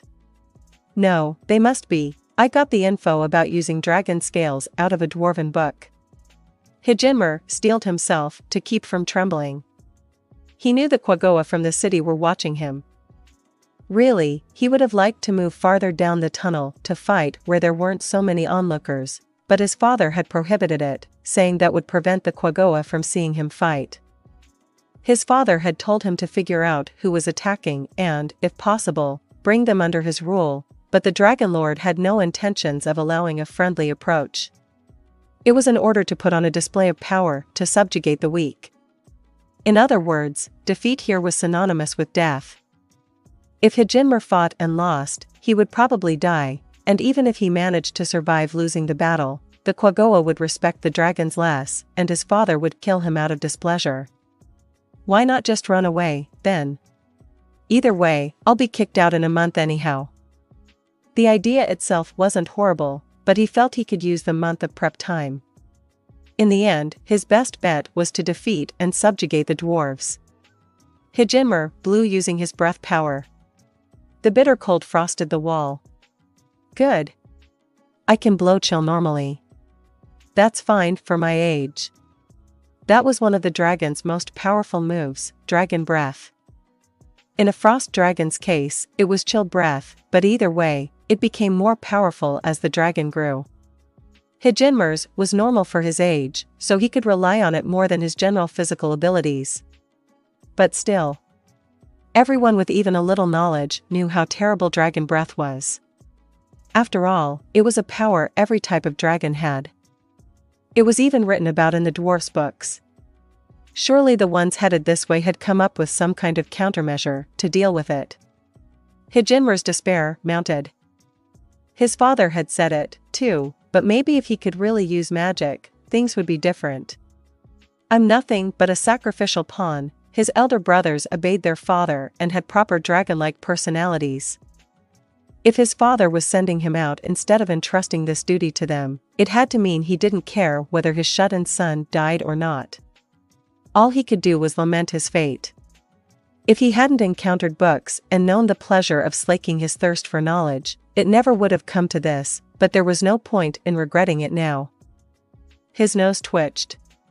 When he listened intently, he could hear multiple sets of footsteps approaching through the cave. It was clear from the sounds of shoes that they weren't Quaggoa. Dwarves? If there are so few, do they think they can win with numbers that small? Or is it a scouting party? If I defeat them, can I assume my work is finished and go home? If he really forced it, he could interpret his father's orders as a request to simply drive off the scouting party. The question was whether that excuse would fly or not. In the hazy glow of the fluorescent ore, there appeared to be 4 figures, although they were too far away to make out what sort. Are the 3 little ones dwarves? Then, what's the big one? None of the races related to dwarves is that big. Does that mean that just like how the Quaggoa asked father for help, the dwarves turned to this guy? Whether it was someone the dwarves asked for help or not, the big figure was probably the one Hijinmer needed to be wary of. But whatever the size, his opponent was still no match for a dragon. Would it be better to take the initiative and use my breath? Hijinmer rejected that idea immediately. No. I should ask what their goal is and find a way to settle this through negotiation. A normal dragon would have immediately launched themselves into a fight. But Hijinmer lacked confidence and wasn't interested in getting beaten, so he was looking for the safest way to resolve things. Before long, his sharp dragon eyes, though slightly less keen than a typical dragon's, made out that the figure leading the way was not a dwarf. I've seen one of those in a book before. That's one of those dark elves said to live deep in the forest. It made no sense for one to be here. But compared to the average height listed in the book, this one is awfully small. Maybe it's a dark elf-dwarf mix? Or is that just a dark elf child? Having thought those various possibilities, Hijinmer shifted his gaze to the larger figure behind the dark elf, and the moment he did, his eyes popped wide open. An elder lich? What is that doing here? This'll be a pain. He has perfect resistance to chill breath and he can use fireball. fire was a frost dragon's weakness. In other words, Hijinmer's greatest attack wouldn't have any effect, while his opponent could deal massive damage. And what's with the expensive robe? Dragons had something of a nose for treasure, a vague perception of how much things were worth. And at the moment, Hijinmer's nose was telling him that the Elder Lich's robe was incredibly valuable. But now that I look at it, the dark elf leading their band has similarly fancy clothes. I get the feeling I've never laid eyes on anything so valuable. It was possible that his instinctive sense for treasure was off due to him holing up in his room for so long and staring at prices and books the dwarves had left behind. Even instincts could get rusty if they weren't given the occasional workout. But he couldn't believe that was the case here. The next one seems like a female from the shape, but is she an elf? Or a human? I don't know. And she's wearing awfully expensive clothes, too. Maybe my nose really is off. But if it's not. When he saw the dwarf bringing up the rear, he was relieved. A normal dwarf. And his clothes don't seem to be worth much. At that point, he shook his head. But I can't underestimate him. The other three aren't anywhere near normal. There could be something different about him, too. It'd be dangerous to drop my guard. As he watched, the dark elf pointed at him and seemed to be alerting the others to his presence. He wondered what he would do if they suddenly attacked, perhaps with fireball, but they only stopped walking and discussed among themselves for a moment before continuing to walk toward him. Should I assume the worst? If they had attacked right away, he could have assumed they were wary of him. What did it mean that they hadn't? My stomach hurts. Please let this be a kind-hearted undead who only came to negotiate. He could be killed. The time until the party came to a halt was too suspenseful for Hijinmer, who had lived all his life until this very instant in safety. They eventually came close. Hijinmer took a breath and spoke, taking care not to appear too threatening. This group walked right up to him even though he was a dragon, so he figured doing anything that could be perceived as a threat would be dangerous. Up ahead is the lair of the Quaggoa and we dragons. What are you'd? Why have you come? The dark elf in the lead traded places with the Elder Lich. That was the moment Hijinmer learned who the leader of the group was. We're invading, and yet there's only one dragon here to meet us? As far as I know, dragons grow larger and more powerful with age. Given your size, I doubt you're terribly strong. What's the big idea? What did he mean by, what's the big idea? Hijinmer didn't know. But as he suspected, this Elder Lich wasn't the least bit intimidated by him. This is actually awful. I don't have the words for it, aside from that it's awful. Even if you're trying to collect information about us, one dragon is a joke. Is this part of the enemy's greater plan? Or am I just being overly cautious? Given what we learned from the Quaggoa we captured earlier, I'd say the latter. Hijinmer still had no idea what the Elder Lich was talking about. And the Lich didn't seem to care whether this lone dragon understood or not. In other words, it was sort of like the undead creature was talking to himself. But then, why was he so frightening? I'm sick of thinking about it. Let's see how much of a dragon you are. A shudder went through Hijinmer's entire body. He spoke so casually, as if he was going to pick up a pebble that happened to be lying on the ground. He sounded confident that he was capable of it. When Hijinmer saw the Lich raise his hand, wait. He roared and laid his head on the ground. This was a dragon's most reverential, submissive gesture. What? Hijinmer pleaded frantically before the Elder Lich, whose hand had stopped half-raised. Wait. My name is Hijinmer. May I ask yours? He could see the dwarf gaping at the edge of his field of vision. But he didn't get a similar reaction from either the dark elf or the elf-like person. In other words, they seemed to think it was a matter of course. Hijinmer was confident his choice was the right one. My name is Ainz Ooal Gown. What's that pose about? Sir. If I remember correctly, other races are often addressed by their last name, Sir Gown. This is the most reverential gesture we dragons can offer. Then, why are you making it? Because I realized immediately what an exceptional being you are, of course. How else could I greet such a great personage? Anything less would be unthinkable. This was a gamble. Hijinmer was betting everything. The dwarves called the heat of taking a risk being in the forge, but Hijinmer felt chilled to his core. After a few moments frozen like that, the elder lich finally. You're submitting to me? If, indeed, you'll allow me to, Sir Gown.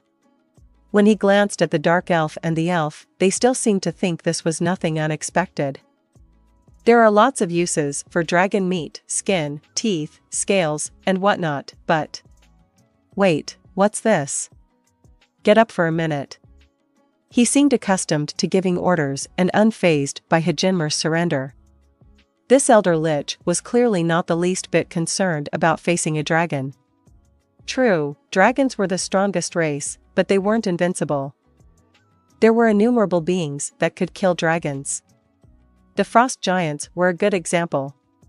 Still, when comparing the two races, the dragons came out on top overall.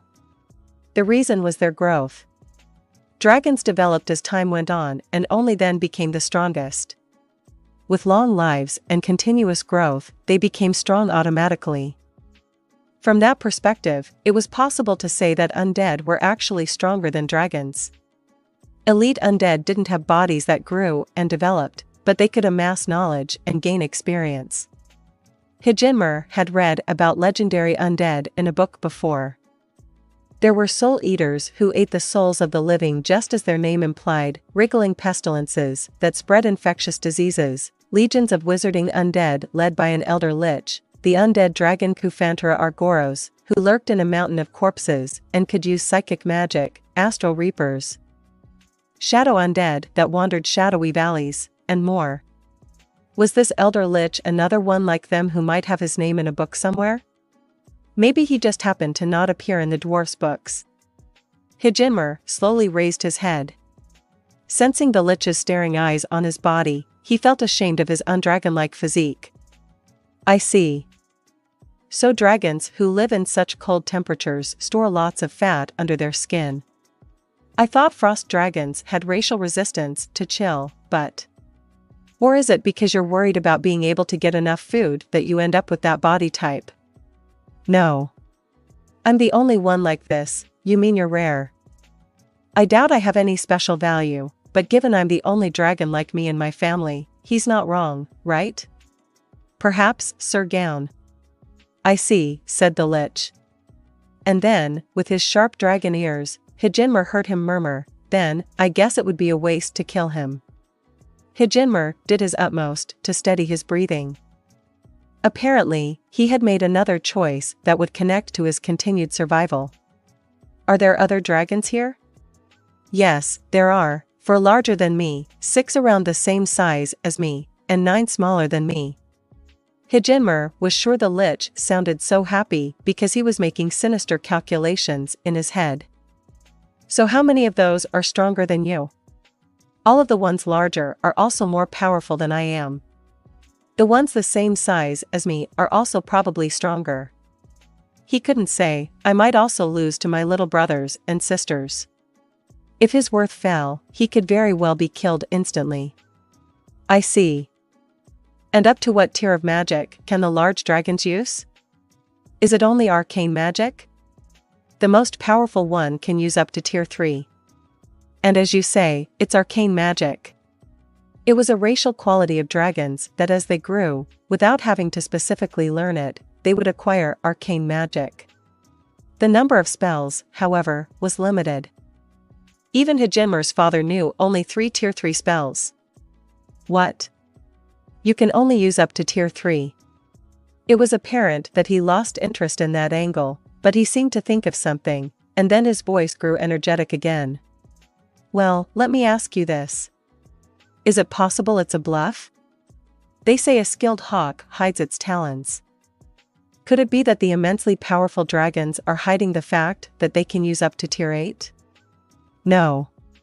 That is to say, was it appropriate to tell this lich the truth, that an 8th tier didn't exist? He couldn't. Sometimes the truth hurt more than a lie. Nothing good would come to Hijinmer if he shamed this elder lich here. No, he can't use such high-tier magic. I recall hearing that he had acquired tier 3 spells to defend against fire.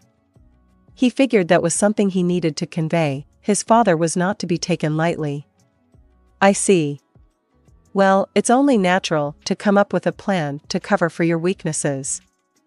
It worried Hijinmer that the lich didn't seem to be taking this very seriously. Aura. Yes, Lord Ainz?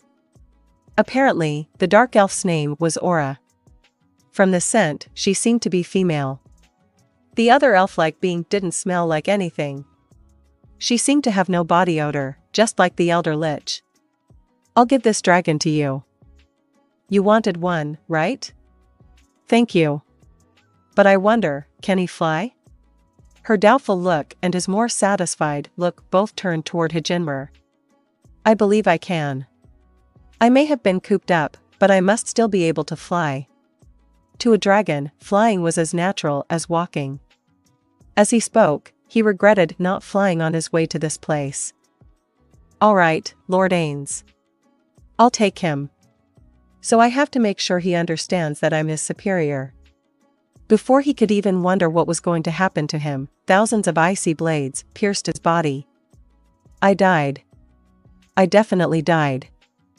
The fear that assailed Hijinmer was so intense that his primal instincts told him he had been killed, the terror piercing his body as though it was an invisible blade. For a moment, his consciousness faded. Through the haze, he distinctly felt his heart stop beating. Wug.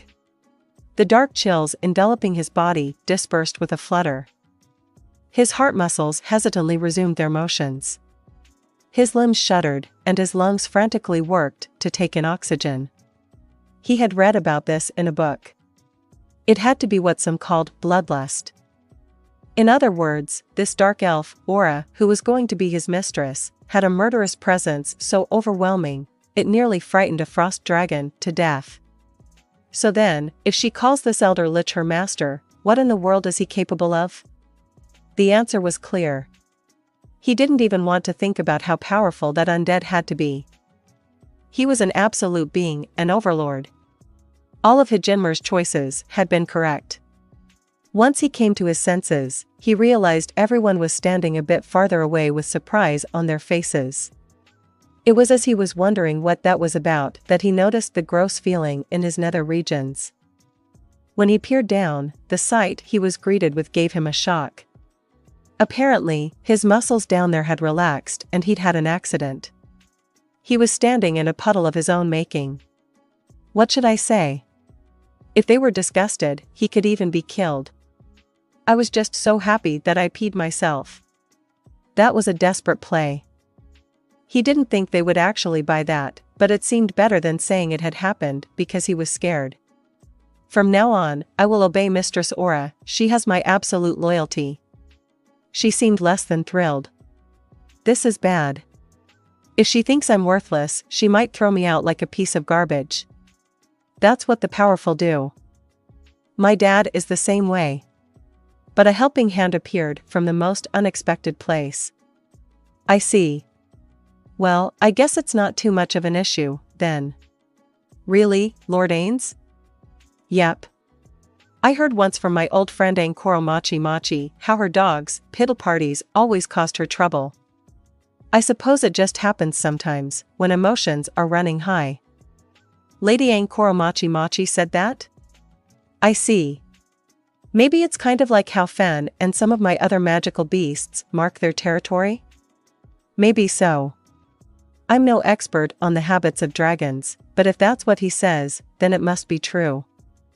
The one who was maybe also an elf, who had been quiet until now, cocked her head and asked the elder lich, Lord Ainz, should we do that as well?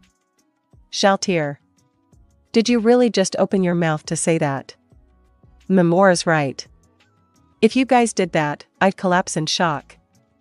This sort of thing is only cute because little toy-like animals do it.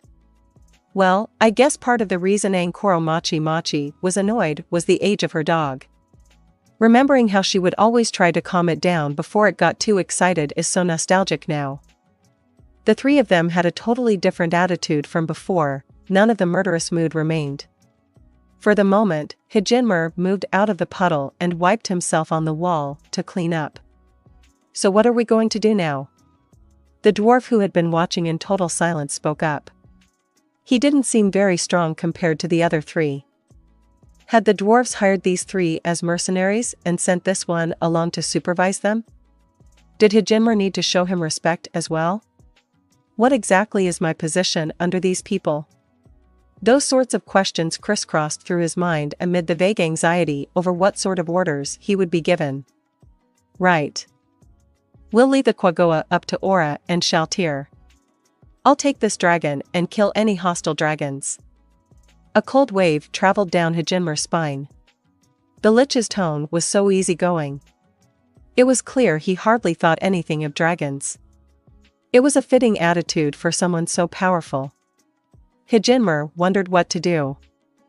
He couldn't decide if it would be wise to beg for the lives of the other dragons at this juncture or not. Weighing his interests carefully, he opened his mouth. Lord Gown, Mistress Aura. May I have permission to speak? Sure. What is it? My lord. I was thinking. No one here knows of your greatness. What if you showed these fools mercy? In other words, I think the other dragons should know of your greatness, Lord Ainz. What do you think? You should do as you wish, Lord Ainz. Indeed. How could anyone object to something you decided? As long as they leave the capital, isn't that fine? Dragon, can I ask you a bit more about this? It was the dwarf who inquired. Hijinmer glanced at his masters. Frankly, he didn't know how to address this dwarf. That said, being arrogant was probably risky. But if he bowed and scraped like a minion, he feared it would inadvertently lower the status of his masters. Yes. After mulling it over, he simply answered in a concise manner that could be taken either way. I'm still amazed that she tamed this dragon completely. Well, I guess it's only natural, given how much of her strength she revealed, sorry. Are there dragons somewhere else besides here? There might be. There might be? If there are, can you give them orders? No. They'd be from a different tribe. Then, the first thing we should do is report in that we've succeeded in driving everyone out of this land as requested. If we inform everyone there may be other dragon tribes, they're sure to ask your majesty to assist with defending the newly retaken capital. No one will want to lose it again. I imagine that's the most profitable plan.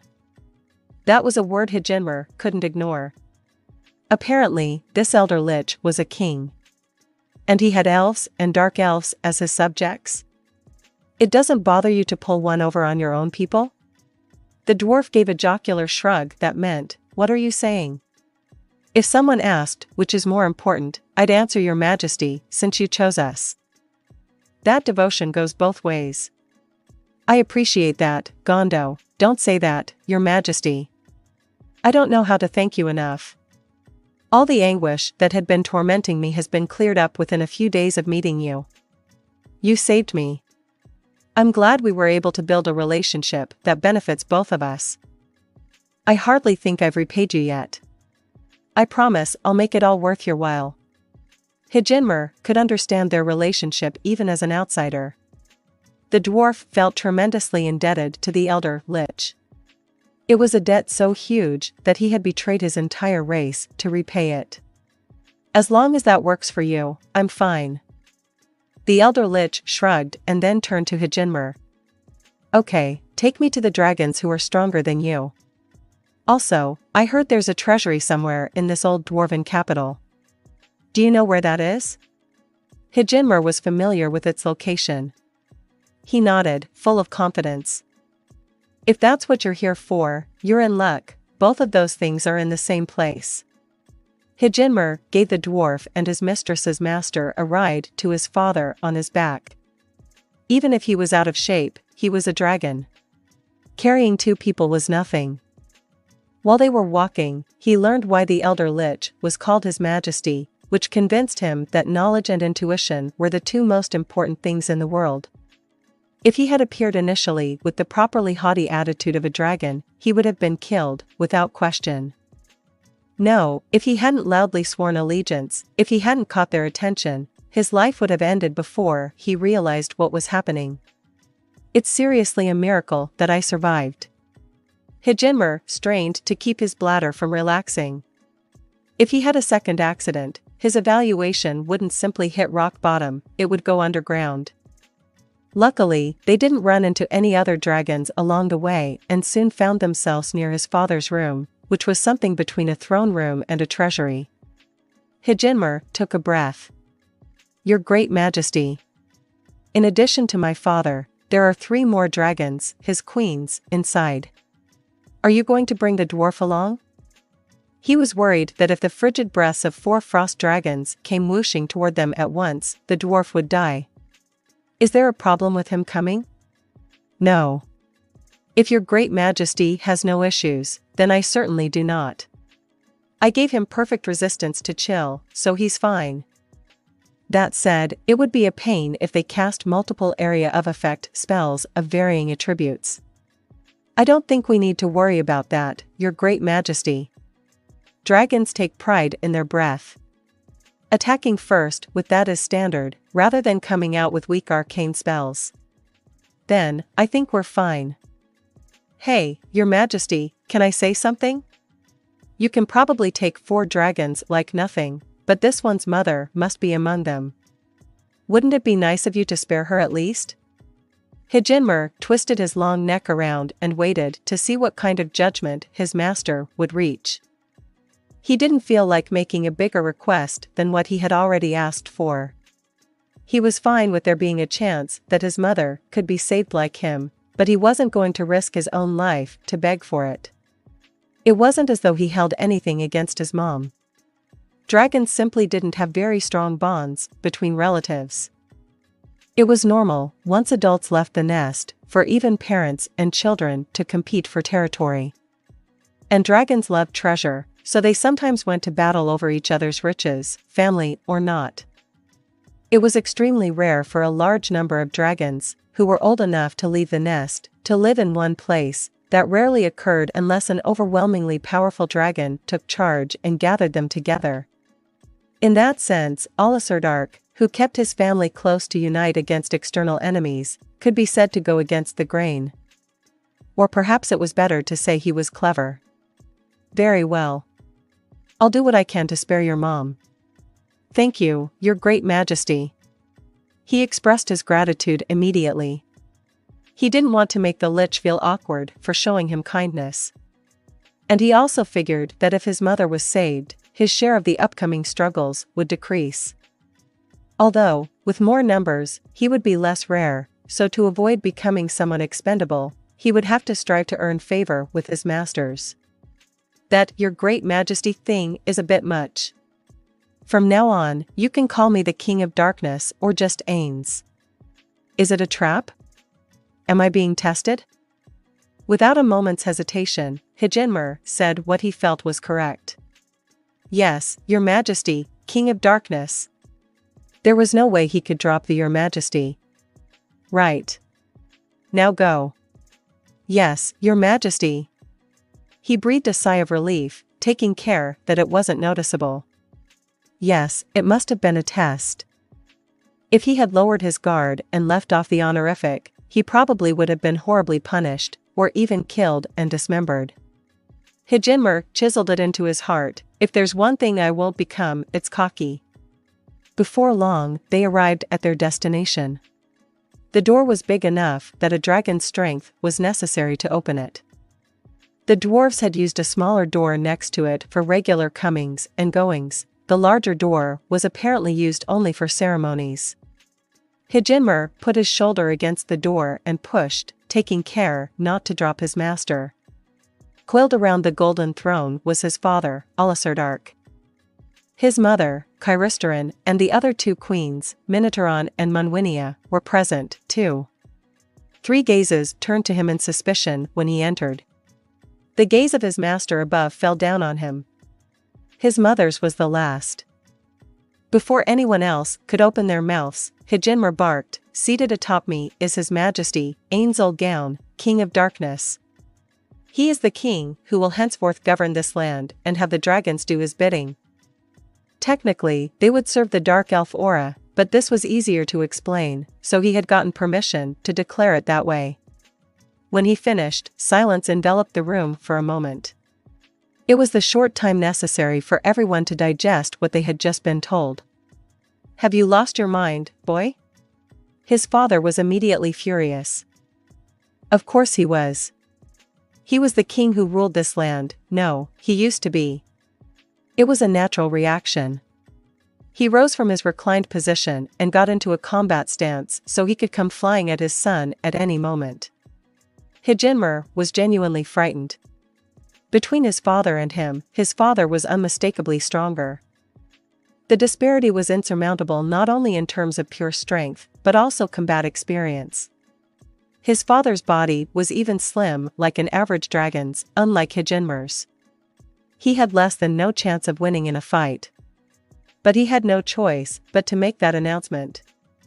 He had read in a book once that no subordinate would ever make their leader introduce themselves. That's why he was trying to signal to his father with his eyes that he was saying it against his will, but Alasardark didn't seem to notice at all. His raging glare was piercing only Hijinmer. His father believed dragons were the strongest race, so Hijinmer's master and the dwarf probably weren't worth his attention. "Dragon King. I'll let you live if you submit to me, so how about it?" "Who are you, filth? A skeleton?" "He's obviously not a skeleton," shrieked Hijinmer in his head. He nearly scoffed, "Aren't your dragon senses alerting you to the fortune he's wearing?" But then realized maybe his father was just too angry to notice. Maybe he wouldn't have acted this way if I hadn't made him mad.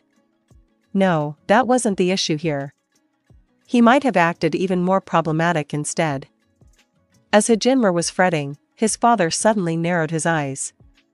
"Wait, what's that outfit he's wearing?" Apparently, once he had calmed down a bit, his dragon nose kicked in. Hijinmer had a bad feeling about this. He looked around for help, but the queens were all equally interested in his new master. They all had the eyes of beasts starved for wealth. His mother was the only one trying to slowly back out of this situation, but she didn't seem to care about saving her son. "I've never seen such riches. If you want to be forgiven for your rudeness, give me that clothing, skeleton. It's torture to talk with someone this stupid." A cold voice rang out. "Why don't you realize your instincts as a living thing are telling you death is near?" It must have been his miserly ambitions as a dragon getting in the way. "You ignorant fool. You've just abandoned your only chance for staying alive. No, I'm going to kill you and grasp heart."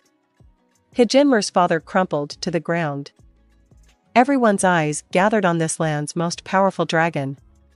He didn't move a muscle and appeared to be sleeping, but that couldn't be the case. As a chill settled over the room, the absolute ruler spoke. "I have no interest in listening to what you lot have to say. So, Hijinmer, which one is your mother? She'll be the only one I spare. The rest I'll take apart and put to good use." "Me. Me. Me." 3 voices shouted at once. It almost had Hijinmer shouting "me too." "What? You mean one birthed him, one raised him, and one incubated him?" Hijinmer eyed the 2 dragons who weren't related to him, 2 dragons consumed by fear. Their eyes were clouded over with terror. Of course they were. The most powerful dragon they knew had just been killed instantaneously. Reaching for the lifeline dangled from above without thinking about fighting or fleeing was the correct choice, much like how it had been for Hijinmer. Their frightened eyes turned to him ingratiatingly. What would happen if he said, "No, only one of these is my mother"? His absolute master would surely kill 2 of them with no hesitation. At this moment, he held the power of life and death over those two. But he took no joy in it. All he felt was sympathy for these fellow dragons in the same boat as him, and the calculating urge to have these mothers in his debt for the future. "That's correct, Your Majesty. All three of them are my mothers." "I see. That's too bad, but a promise is a promise." "Very well, I won't kill these three. I guess we still scored one dragon body? We have so many uses for dragons that one definitely isn't enough, but, well, it really is a shame." When he glanced at the three dragons, they all lowered their heads in submission. "Leave this place and bring back all the other dragons. Then I'll announce that I'm your leader now. If anyone has an issue with that, I'll deal with them personally." The queens raced away. It was impressive, astounding, even, how fast they moved. Hijinmer didn't think they would try to escape. They knew that running away when up against a caster of this caliber was a gamble only 1 in a billion would win. Well, Hijinmer didn't care if they ran, because then he would get to learn how the King of Darkness would track them down and punish them. Hijinmer felt a light bonk on his head. When he turned around, his master was looking at him. "I have a different order for you. It's very important. Bring me any dwarven books you haven't read yet, as well as all the other books that are here." "Yes, Your Majesty." "Understood. I'll bring them just as fast as I can." Hijinmer let the pair down in a hurry and rushed off at full speed. "Okay, he's gone." Ainz watched Hijinmer's figure fade into the distance. He already knew how many dragons there were in this land, so if enough didn't show up, that was perfectly fine. He had a single dragon corpse, but he could think of so many ways to use it that he wanted more.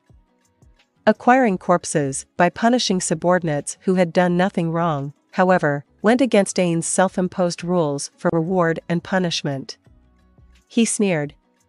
If they tried to flee, he would pursue and kill them, then harvest their bodies. As he did the math regarding how to use their parts, he shifted his gaze to the huge pile of gold the dragon had been lounging on. "That's a dragon for you. This really is a mountain of treasure." It wasn't much compared to Nazarik's treasury, but this was more wealth than he'd seen in the possession of any other individual in this world. There were gold coins, but there were even more minerals that seemed to contain gold. Besides that, there were what looked to be raw gemstones. Among the items were a golden chain over 5 yards long, the skin of some sort of exotic animal, golden gauntlets inlaid with jewels, and a rough-hewn staff that seemed to have magical properties. Wherever had they found these things? The answer may have been something only the dead dragon knew. There doesn't seem to be any pyrite or chalcopyrite mixed in. Is it mostly naturally occurring gold? This is what a dragon's sense of smell can accomplish. That was the sort of thing Gondo was saying as he examined the minerals giving off a golden gleam. Is that gold or something else? Wondered Ainz, thinking he would have to get it appraised once they returned. It's no issue if I take ownership of these dragon treasures, right? That's your natural right. But how about you open that up now, while everyone's gone? You're a rotten one, too, it's for research. In any case, if there's something Your Majesty would like, let me know. According to that dragon, there's no catalogue, but it's probably not a good idea to take any of the famous dwarven treasures. Why not say the dragons took them? In that situation, I would have to assume they'd ask you for them, since you're seizing the dragon's loot. I doubt the Regency Council can really confront you about it, but wouldn't it be better to avoid anything that could cause trouble in the future? That's exactly right. Okay, I'm going to go close the entrance. The fewer people who know what's about to happen, the better. Thanks, Your Majesty. Ainz and the dwarf split up and went about their respective tasks. First, Ainz cast Gate and summoned 8-edged assassins. I have orders for you guys. Search this entire castle, including hidden rooms, and bring back any books you find. If you meet any dragons, tell them you work for me. If they attack, feel free to kill them, but do not under any circumstances strike first. And, I doubt this will be an issue, but considering the possibility of powerful enemies lurking around, operate in teams. If you encounter anyone strong, prioritize bringing back intelligence. Books written in the Dwarven tongue, he would have gone to read for him. After watching his underlings scatter, he tossed the dragon body through the gate. If the body would accept a resurrection spell after we process it for parts, we could theoretically get a whole other set, but I suppose that's impossible. When the combat made Yuri Alpha peeked out of the gate, he ordered her to freeze the dragon corpse on the 5th level so it wouldn't rot. Your Majesty. As expected, there's nothing open. The treasures must be exactly how they were originally left. I see. Then, I'll open it. He said bye to Yuri, and after closing the front door, he stood before the entrance to the treasury. His breast buzzed as he remembered his Yggdrasil days. There was just something incredibly fun about drops in the form of treasure chests. It could have been a single data crystal, but there was no telling until it was open. He felt that same thrill now. But that feeling was neutralized. The discomfort of having a nice emotion suppressed weight on him, but he still felt a trace of excitement. Ainz took out a magic item shaped like a board. It was the artifact Epigonoi. The item could be used only 7 times, but it had lockpicking abilities on par with a level 90 thief. It was incredibly rare, so he didn't really want to use it, but he hadn't summoned any minions with high-level lockpicking skills. The 8-edged assassins were specialized in stealth combat and had next to no lockpicking ability. I guess I have no choice. Ainz usually had a hard time using rare items he had managed to acquire. The reason he could do it this time, with only a little hesitation, was probably the promise of treasure. He pointed the artifact at the treasury door and unleashed its power. Peeking through the narrow opening, Ainz exchanged a firm handshake with Gondo. Neither of them had any words. But their faces said it all. A golden glimmer was a reflection of light. If there wasn't any light, there wasn't any glimmer. But in spite of that common sense, this enormous treasure seemed to glow from within. Unfortunately, the place apparently had no concept of organization, but still. It's fantastic. Like the dragon's hoard, the dwarves was no match for Nazarik's wealth, but as an individual, Ainz had to hand it to them. He picked up a gold piece. It was a coin he had never seen before. It wasn't like the gold trade currency, either. But he had the feeling it was different from the things dwarfs made, as well, because of the human profile engraved on it.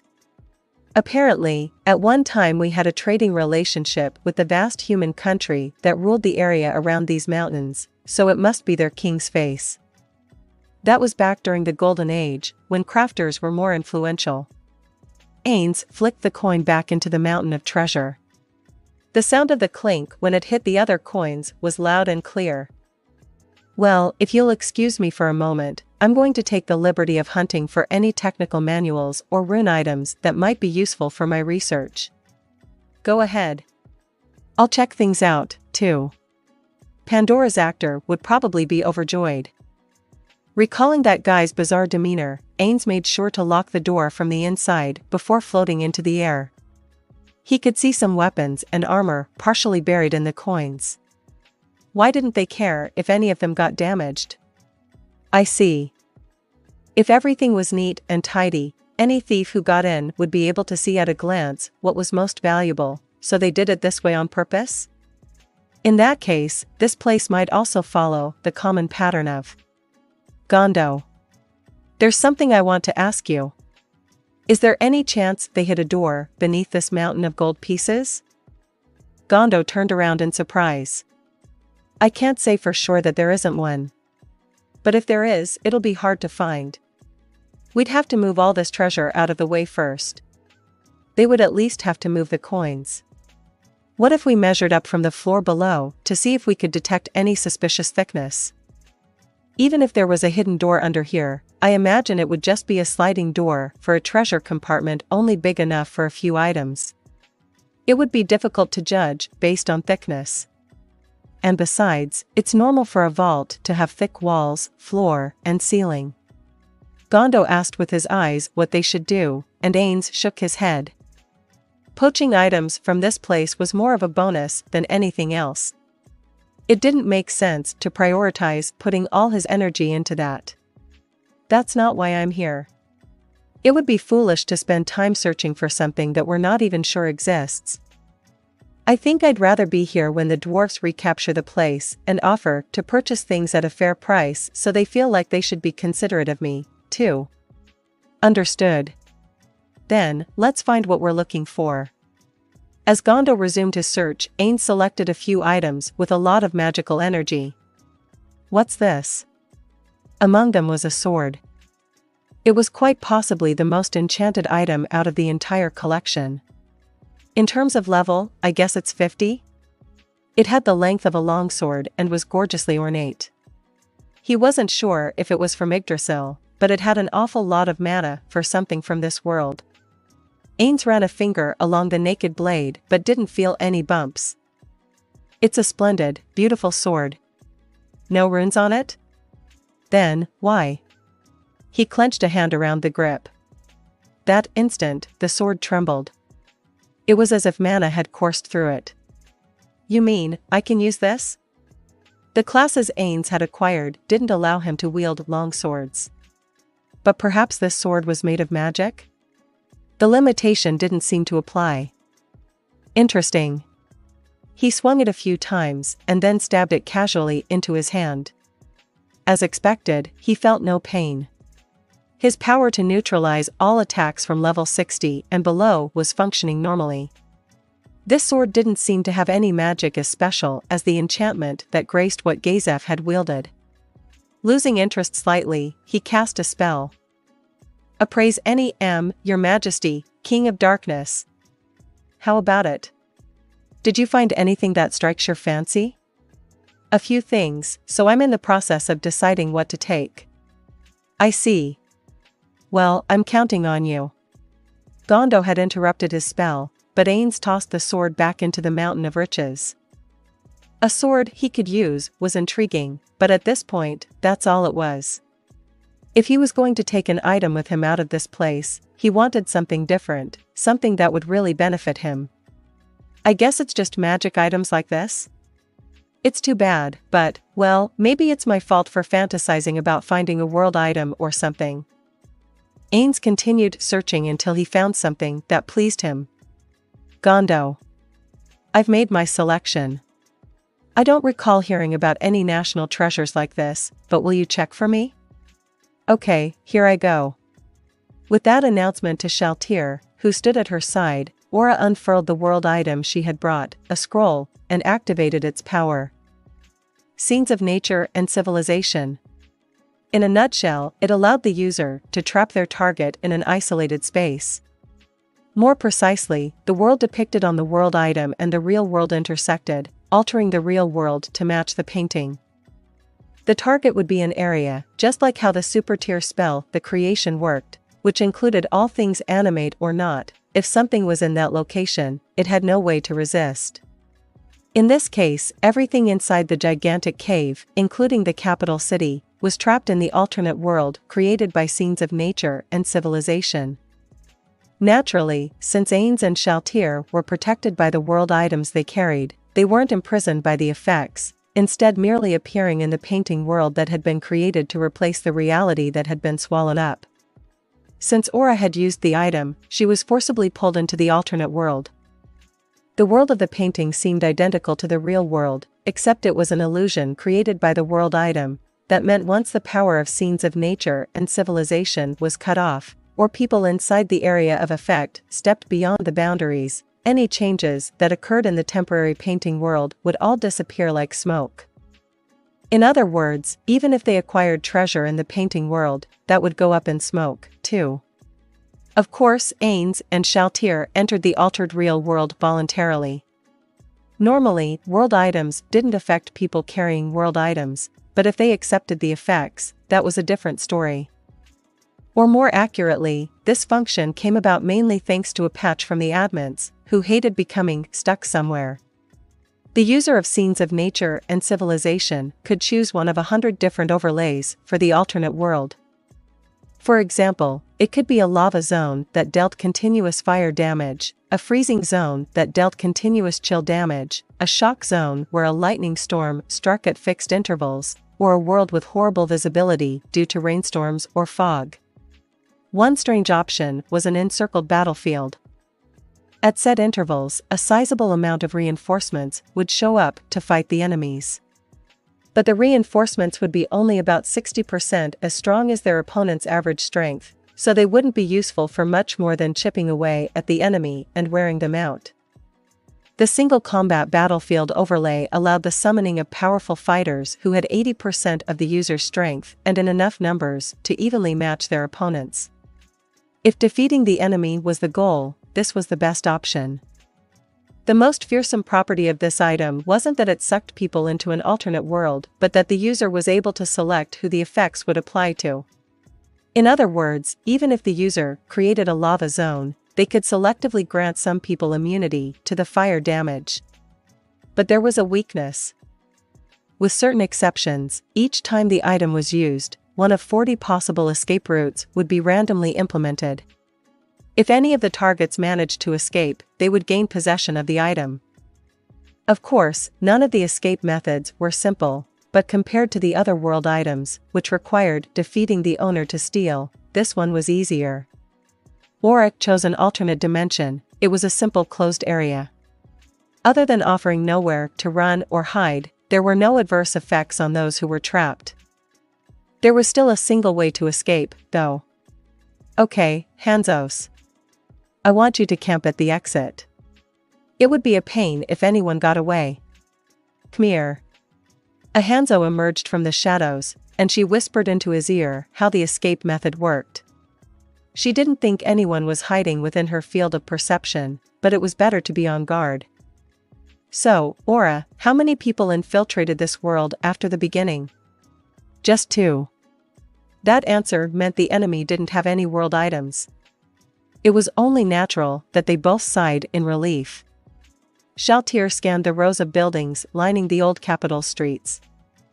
It was quite a large city, but everything seemed so still that it was as if all its inhabitants had fled. She had to hurry up and catch the Quagoa clan king and give him the Supreme Being's message, but her view was obstructed, and she couldn't tell which building he was in. We can't get rid of these vexatious buildings? No. But we could manifest an area that deals continuous damage. Like, if they were wooden buildings, we could burn them in a lava zone. Meaning, you refrained because it would wipe everyone out. Yeah. We could have it run for a limited time and then round up all the survivors. But if the ore and whatnot melted, that would be a waste. Quagoa fed their children various metals, so there had to be huge stockpiles of metals, gemstones, and ore in the city. Shaltir could understand how destroying those would be a shame. And Lord Ainz's orders were to first see if they would accept his rule. He also said to crush them if they rejected that proposition, didn't he? Shaltir. When Shaltir saw Aura's sharp look, she realized what she meant to say. Never you fear. I definitely, deaf in. It. Lie. Won't mess up. If you say so. I appreciate your understanding. I'm thinking ahead. Shall we get started? Yeah, let's. I can leave the culling to you, right? I imagine I'm more suited to the task than you, but are you sure you're all right with that? Aura's strength depended on her magical beasts, so she wasn't the best person for this job. Yeah. If Mare were here, he could cause an earthquake and decrease their numbers all at once, but he really does have the best area of effect attacks in all of Nazarick. I'm pretty proud of mine, too, but a location like this limits their effectiveness. In reality, if they used an earthquake to take out most of their targets, they wouldn't be able to follow Ainz's order about being selective. If they were allowed to disregard that, Shaltir could have simply used her kin to exterminate the Quagoa indiscriminately. That's why he gave you the order, right? I'm pretty sure the point of this whole job was to give you the opportunity to learn. Aura reiterated what their master had already ordered her to do numerous times. Yes, that's right, Shaltir replied and then casually asked something that had been bothering her. Given the strength of the enemies we've been encountering, it's hard to imagine anyone powerful enough to defeat Death Knights is here. Was it just a fluke? It seems more likely that they used some kind of item to send a summoned monster back. It's rare for Lord Ainz's hunch to miss the mark. She realized Aura was staring at her with narrowed eyes. Shaltir didn't think her question merited such a reaction. What is it? Did I overlook something? No, it's not that. You're just so stupid. Shaltir looked back at her in dissatisfaction in spite of herself. If she had missed something, Aura could have simply told her so. After some hesitation, she finally got an explanation.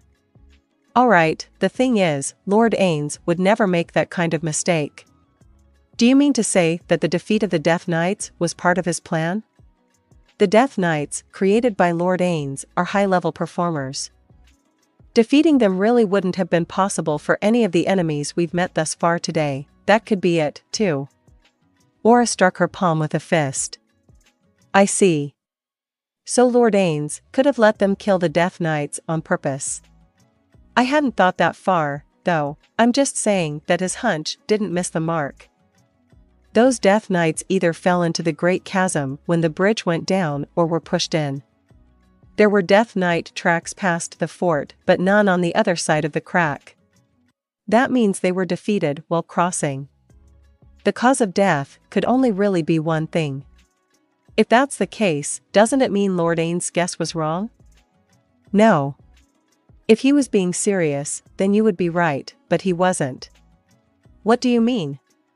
Shaltir furrowed her brow in a lack of comprehension, which prompted Aura to stomp her feet in frustration. What do I mean? Exactly what I said. Look, Lord Ainz knows that the Death Knights died by falling into the Great Chasm. What? Remember back when, he was explaining it all to you? I was going to ask if the Death Knights had gotten pushed off the edge and if that was how they died, but Lord Ainz looked over and signaled me not to. Did you not see that? When he signaled me? Shaltir fluttered her eyelids in spite of herself. She in fact did remember him making some sort of gesture like that. She had thought it was merely to keep Aura quiet because she was about to say something, but given that this was one of the supreme beings and a genius strategist they were talking about, Aura's idea made more sense than assuming Lord Ainz was wrong. But then why was he explaining it to me like that? You're making a why? Face, but if you think about it for a second, you'll understand. As if Aura's impatient words were the cue, the whirlpool within Shaltir coalesced on a single point. It wasn't for my sake, was it? Are you saying he said all that as part of my training? What other reason could there be? On the way here, you were asking him all sorts of things about the possibility of encountering powerful enemies, right? If you had known the Death Knights had fallen into the Great Chasm, would you have asked that much? And don't tell Lord Ainz that it was me who told you. I only did it because you were doubting his abilities. Doubting his abilities? I would never. She wished Aura wouldn't say something so horrifying so calmly. Well, just keep it a secret. Because his gesture to me meant I shouldn't tell you. I will, of course. When she took a moment to think about it, Aura was committing an awful crime. She was ignoring an order from a supreme being. But she was doing it only because Shaltir had said something insolent. Does that mean Aura is being disrespectful? Am I? Or maybe neither of us is? She was starting to get a headache, so she tried to wrap up the issue by deciding to keep it a secret and not mull it over anymore. But is that in itself disrespectful? By the way, Lord Ainz said to cut their number down to 10,000 if they weren't going to submit, right? He said to make sure there were females, but what about children? I'm planning on leaving some. But those guys have that thing where their strength depends on what metal they eat as children, right? If we took control of them, the kids would be the easiest to brainwash, don't you think, Shaltir? Aura grinned teasingly. The fact that Lord Ainz didn't give you more detailed orders probably means that this is a test. You could have just sent the Hanzos out and awaited instructions, but he told you to take care of it, right? I think that means he wanted to see how you would deal with the situation, like, can my guardian handle this? Shaltir answered with a faint smile. She had already been thinking of her answer since then. 4,000 each of males and females, plus 2,000 young, should be fine. Well, I guess. Seems like you, Cal. Aura stopped mid-sentence and held her hands behind her long ears. Shaltir knew what she was doing, so she tried not to make any noise. Before long, Aura smiled. I heard something that sounded like a ton of Quaggoa on the move. Are they evacuating? Or deploying troops?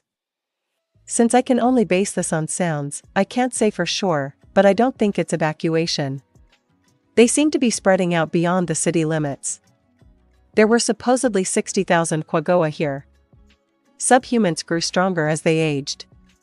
In essence, they were all soldiers. If they mobilized even 10,000 and sent them into the city, their numerical superiority would be reduced by half. Though the attacking forces were too small to be called an army, their incredible might should have been apparent to the Quaggoa from the earlier incident with the dragons. Anyone with half a brain would commit forces to hold the rear while everyone else evacuated and then construct a position before luring in the enemy for a fight. If those enemies were holed up in the city, the appropriate strategy would be to encircle the place and conduct sporadic harassment attacks to tire them out before sending a crack team to storm in and end it. Either way, they would need a large area for gathering the troops. And that lined up perfectly with Shaltir's objectives. So they're over there. Okay, let's start with negotiations. Of course. We mustn't keep Lord Ainz waiting. The total of over 60,000 Quaggoa who were capable of fighting awaited their enemy. The mobilization was so large because females who hadn't gotten pregnant or given birth could fight alongside the males. But even directing the largest Quaggoa army ever assembled, the clan king, P. Ryuro, was unhappy. This was just so out of the ordinary. The entire huge cave had suddenly been enveloped in a hazy fog. What could it possibly mean? The battle-ready army tidied up their ranks facing the capital. If the enemy got scared off by their numbers and didn't even leave the city, that would be terrific. They had taken only the bare minimum of food with them when they left their homes, so the dwarves' treasures were all still inside. The enemy would have to be stupid to find any merit in fighting. But someone did come out of the city. It was a figure in red armor and another figure with dark skin, clearly not dwarves. Going by reports from the people who had witnessed the meeting between the strangers and the dragons out in front of the city, there should have been two others, but they were nowhere to be seen. Were they gathering up the treasure, and these two were simply buying time for them? Just to be sure, that's not a golem, right? No, the golems weren't like that. According to Yuzu, the golems were huge and wore black armor. This one in red armor is something different. But we should probably assume that it might be another type of golem. But why has it marched out here against an army tens of thousands strong? It can't be that it's meeting us head-on because it's confident it can wipe us out, right? No, that's impossible no matter how powerful it is. Ryuro shook his head to clear away the horrific image from his mind. True, he was shocked that they created this strange atmosphere, and they seemed unimaginably strong. The dragons had even submitted without a fight, so their power had to be immense. But the Quaggoa had assembled over 60,000 warriors. This wasn't a force on the scale of hundreds or thousands. There was no way they could put up a proper fight against numbers like these. But if this was a golem, maybe it made more sense. Golems didn't fatigue like living things. Since golems could fight on forever, if this one was powerful enough to kill Ryuro, then theoretically, it would be able to kill them all. Theoretically, of course. If one in every few Quaggoa was lucky enough to scrape it, thousands of minor injuries would eventually add up to cause enough damage to defeat it. There was strength in numbers. These 60,000 Quaggoa could have even taken down the Dragon King in a straight land battle. I'm going to talk to them. You guys stand by here. If I get killed, well, then you can do whatever you want. It's too dangerous. An aide stated the obvious. It's impossible to discuss things with a golem, so I guess I'll be addressing the Dark One. I just need to find out what they're after. Ryuro was committed to attempting a dialogue no matter what anyone else said. He had no doubt their opponents were powerful. If he could hear them out and negotiate, he was fine paying them. If they were going to drive away the dragon royalty, he had no problem paying respects to them instead of the dragons. Or if they would side with the Quaggoa, he was happy to offer compensation better than whatever the dwarfs had promised. No one come with me. If we go in a group, it could start a battle. With that last comment to his aides, Ryuro set off. Since the ranks parted, the other side seemed to realize he was approaching. They stopped moving and observed him. Sorry for the wait. The first thing he said caused the other two to exchange glances. Ryuro looked around. No, they weren't there. The other two who had confronted the dragons, the dwarf and the one wearing a skull helmet, were nowhere to be found. Who are you? It was the little one with dark skin who spoke. Was that a sign the red one really was a golem? It seemed like a humanoid made larger and with whiter skin, so maybe it was one? But observing it with sidelong glances, he somehow had the feeling it was a crafted object, so he had no idea what its true identity was. I'm P. Ryuro, the clan king of the Quaggoa of this region. Who the H, who are you? We're here with a great king who ordered us to come conquer you. It can talk. The one in the red armor answered. He had heard that golems couldn't talk, so it must not have been a golem after all. Ryuro suppressed his surprise and answered, Conquer? Yes. Our king came here to take over. Now, get on your knees and bow your head. All right, what should I do? Ryuro thought as fast as he could. He didn't really object to bowing his head and welcoming their new ruler. He was fine growing his influence beneath the conqueror and rising up later. The issue was whether it would be okay to agree to enter under someone's rule without knowing their strength. Apparently, a dragon had bowed to him, but that dragon hadn't been the Dragon Lord. What if after agreeing to be ruled, he was ordered to fight the Dragon Lord? I believe there were two others with you. Where are they now? There's no need for you to know. The only words you're allowed to speak right now are, we accept your rule or we decline. It seemed like they weren't about to disclose any information. In which case, he needed to investigate whether they really intended to fight. Perhaps their confident attitude was mere bravado. And he had no idea how strong they were. You say you are conquering us, but can you try to understand how it would be extremely difficult to accept your rule without knowing how powerful you are? The implication was that if they would reveal the extent of their power, the Quaggoa would submit. But the pair looked at each other and shrugged. I see. If you don't accept, our orders are to cull your numbers and subjugate you by force. We'll fight a deadly battle until there are 4,000 males, 4,000 females, and 2,000 children remaining. You probably know best which of your people are most valuable, right? Once there are only 10,000 left, you'll all be taken to the Nation of Darkness. For a moment, the clan king was overcome by fear. Not at the cruelty of their words, but because it had been declared in such a matter-of-fact tone with no trace of arrogance. These two had no doubts it was possible. Yes. These two thought it was perfectly natural that they should be able to take on all 60,000 of the Quaggoa soldiers on their own.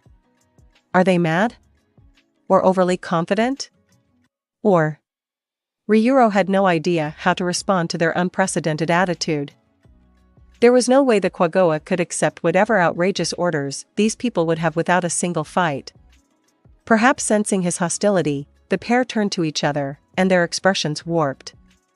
Dwarves were covered in hair, at least, so they were easier to identify with. These two had hair only on the tops of their heads, so he couldn't quite comprehend their expressions. The racial barrier was thick.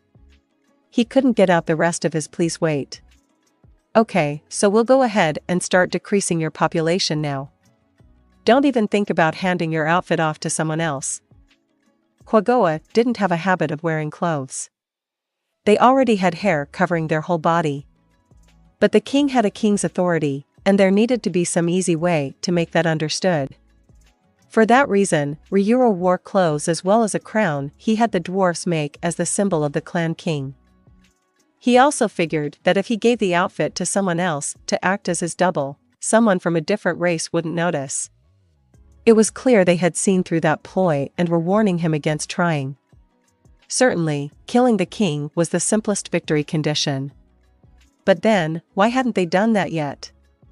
No, that's not it. There must be another reason. Could it be? That's it. It's not so they can kill me. It's so they don't accidentally kill me. The racial barrier was thick.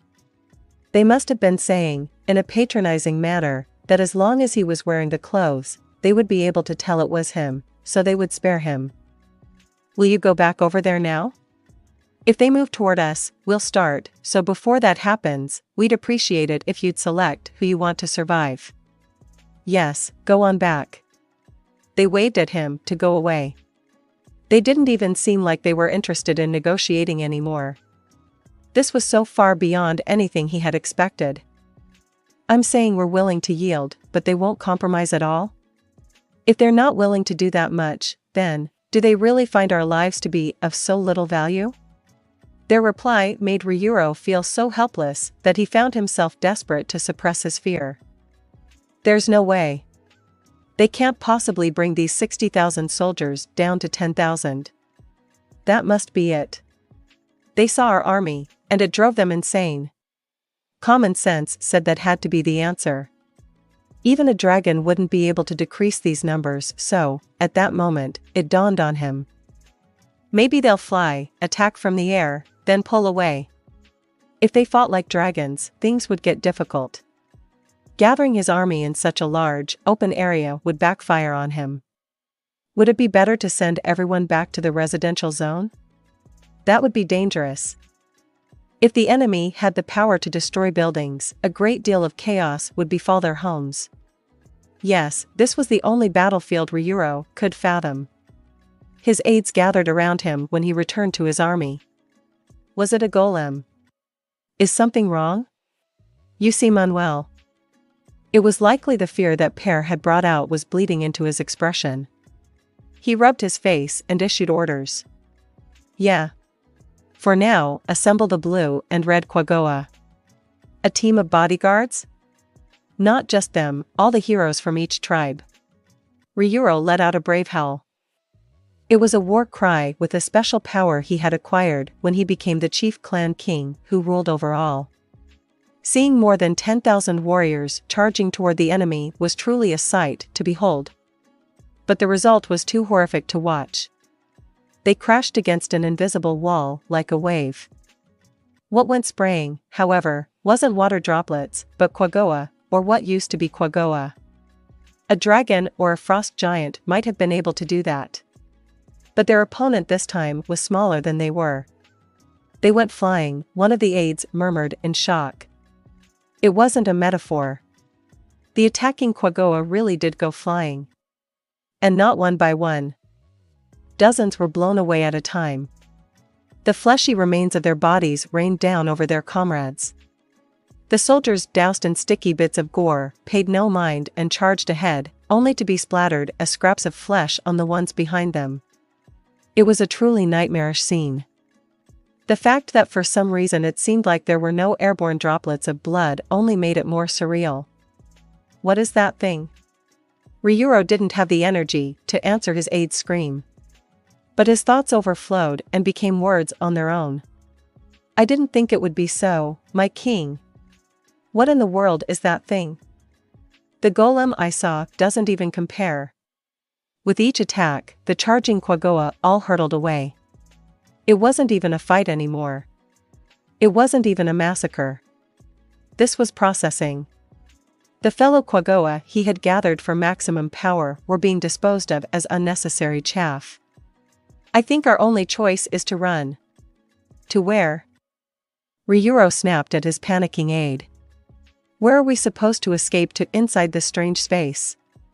They said they're going to kill us until there are only 10,000 left. The aides were speechless. Having witnessed that overwhelming, that monstrous power, they knew it was neither an empty threat nor a joke. It was hard to believe, but they had no choice. Only 10,000 of their 60,000 people would be allowed to live. He wondered if it would be possible to beg for a pardon even now, but there wasn't any warmth in that pair's eyes. Compared to them, the Dragon Lord's eyes had been overflowing with kindness. I'm sure they won't change their minds. This can't be happening. My king. What is that thing? What have the dwarves enlisted? Why is that little runt so powerful? The aide's murmur made Ryuro realize something. Maybe the thing in red is another dwarven weapon? When they realized their golems were defeated, they sent in something more powerful. Does that mean if we defeat this, something even more powerful will show up? In the air filled with the shrieks of the soldiers, only Ryuro's immediate area fell abruptly silent. We should have the soldiers whipped, no. Have them fight. We have no other option. No matter how powerful that thing is, it must get tired at some point. We'll wait until it can't swing its weapon any longer and then go negotiate again. We just need a bit more of a compromise. I see. But, will that thing really get tired? Ryuro had been thinking the same thing in a corner of his mind. But all living beings do. It certainly has greater physical capabilities than we do, but it will get exhausted at some point. We have to make that thing keep swinging its weapon until then. It might even get sick of killing before it gets tired and decide to talk to us again. The clan king was forced to say the thing he didn't want to say. Besides, we can't fight against that thing and win. Not a monster like that. There was no chance that the soldiers would suffer a mental break and flee. Ryuro's battle cry turned his subordinates into fearless warriors. Similar to a berserker's berserk skill, it boosted attack power in exchange for lowering defense. And most importantly, it granted perfect resistance to all types of fear. The fact that those affected would follow the clan king's orders, no matter how risky, could be considered both a pro and a con. As the soldiers continued their charge without so much as looking back, it took almost no time for the large force's numbers to dwindle. By then, no one had the wherewithal to open their mouths.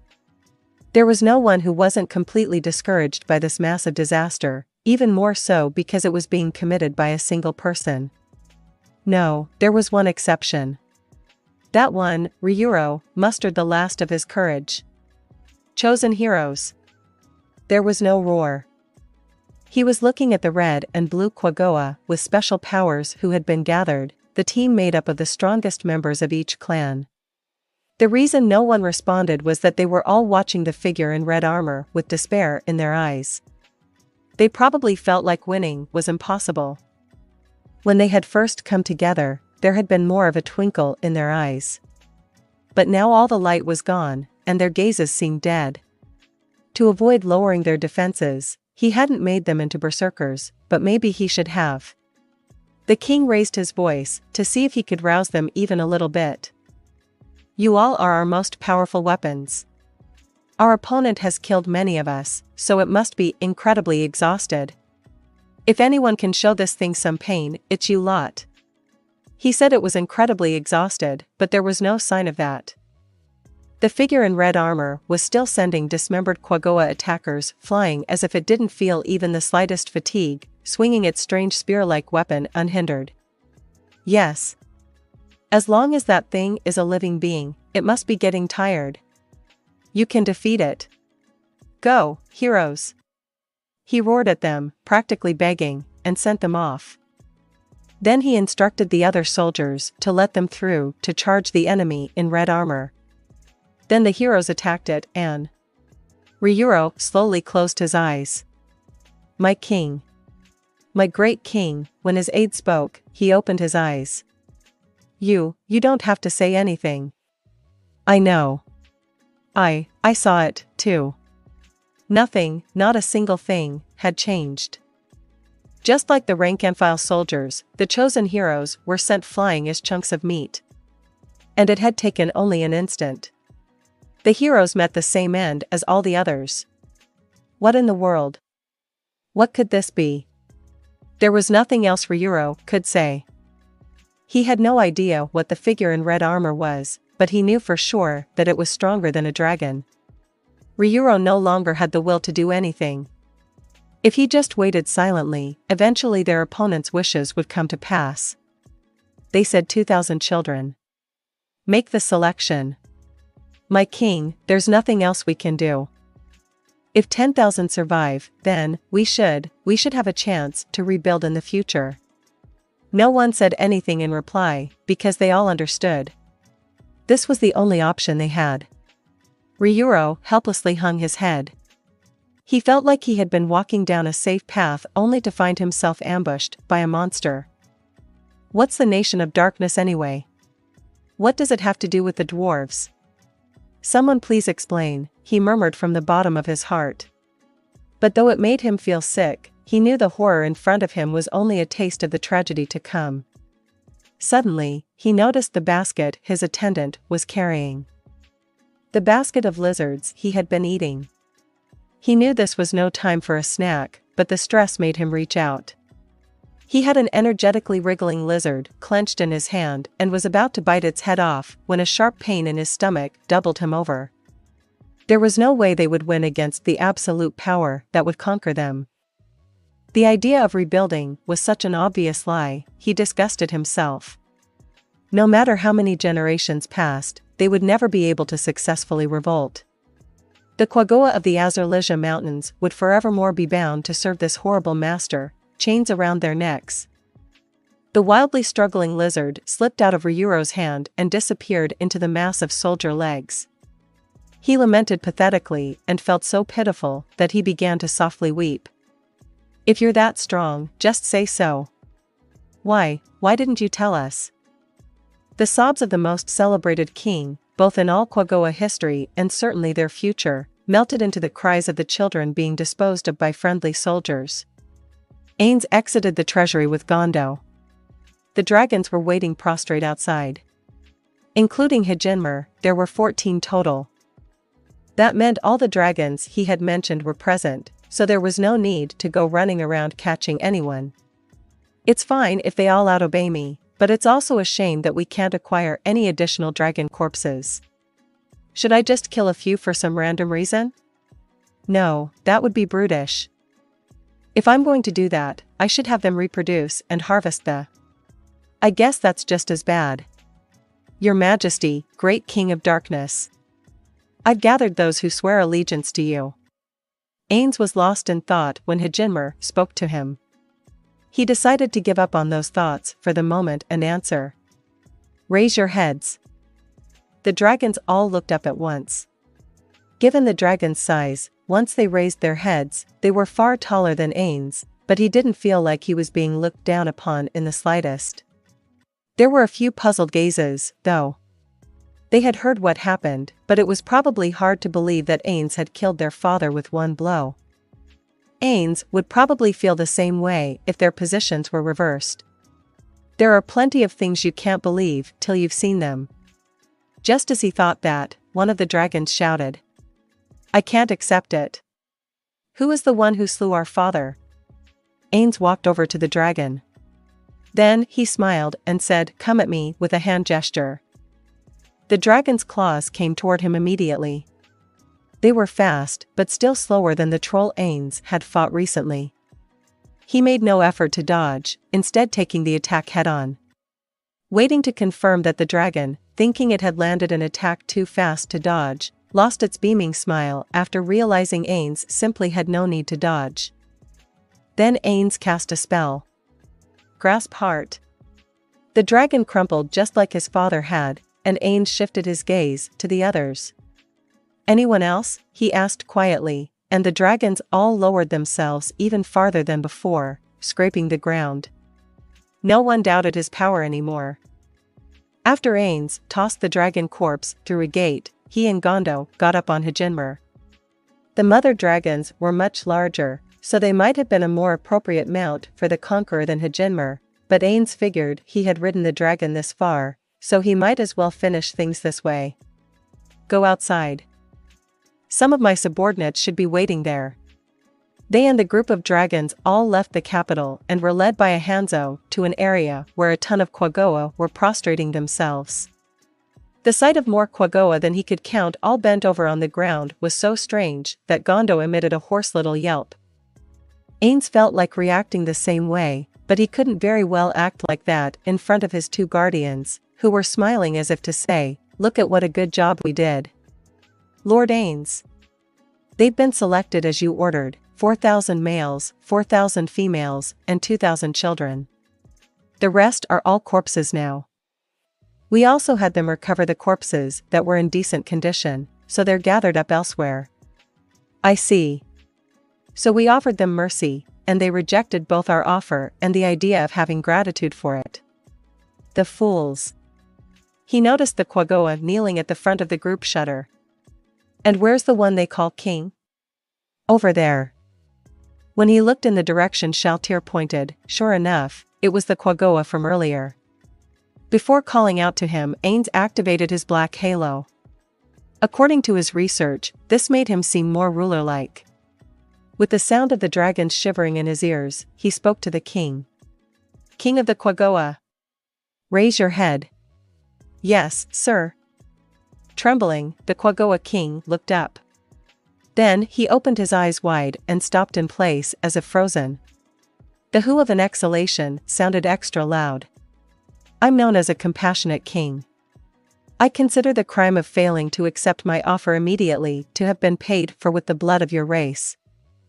If you'll all work hard for me, I'll guarantee your prosperity." "Yes, sir.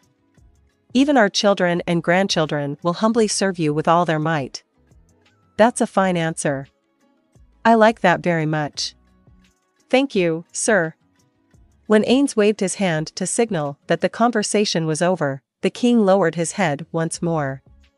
"Nice. I guess all my practice has paid off." He did a mental fist pump to celebrate that all the trial and error in the mirror testing out different lines had been worthwhile. Then he turned to the two guardians who had performed so well. "You both did magnificently. I'm proud of you." "Thank you. My heart is bursting with the thought that those words have washed away my previous shame." Okay, seeing how happy Shaltir was, Ainz was sure he had said the right thing. "And are the numbers all right? If there are still too many, I can call them as much as you wish." "No. I think this is a fine amount. By the way, was there anyone around there very strong?" "Not compared to us, but someone who would be considered strong in this world." "I'm sorry. I didn't see anyone like that, no. The Quaggoa you were just talking to is apparently comparatively strong. Although we didn't see him do anything." "I see. How the Death Knights were killed was still a mystery. Perhaps it was a fluke. Or maybe. I suppose it's possible they fell into the Great Chasm." Ainz was mortified it had taken him so long to come up with that idea. He had been discussing their defeat in such a heated way with Shaltir that the thought his guess was wrong was no longer enough to make his face blush with shame. But the smoldering remnants of embarrassment made him want to writhe on the ground. Especially when he recalled that Shaltir seemed to have been taking notes, he was returned to a stable emotional state. I should probably just gloss over this in the most convenient way possible.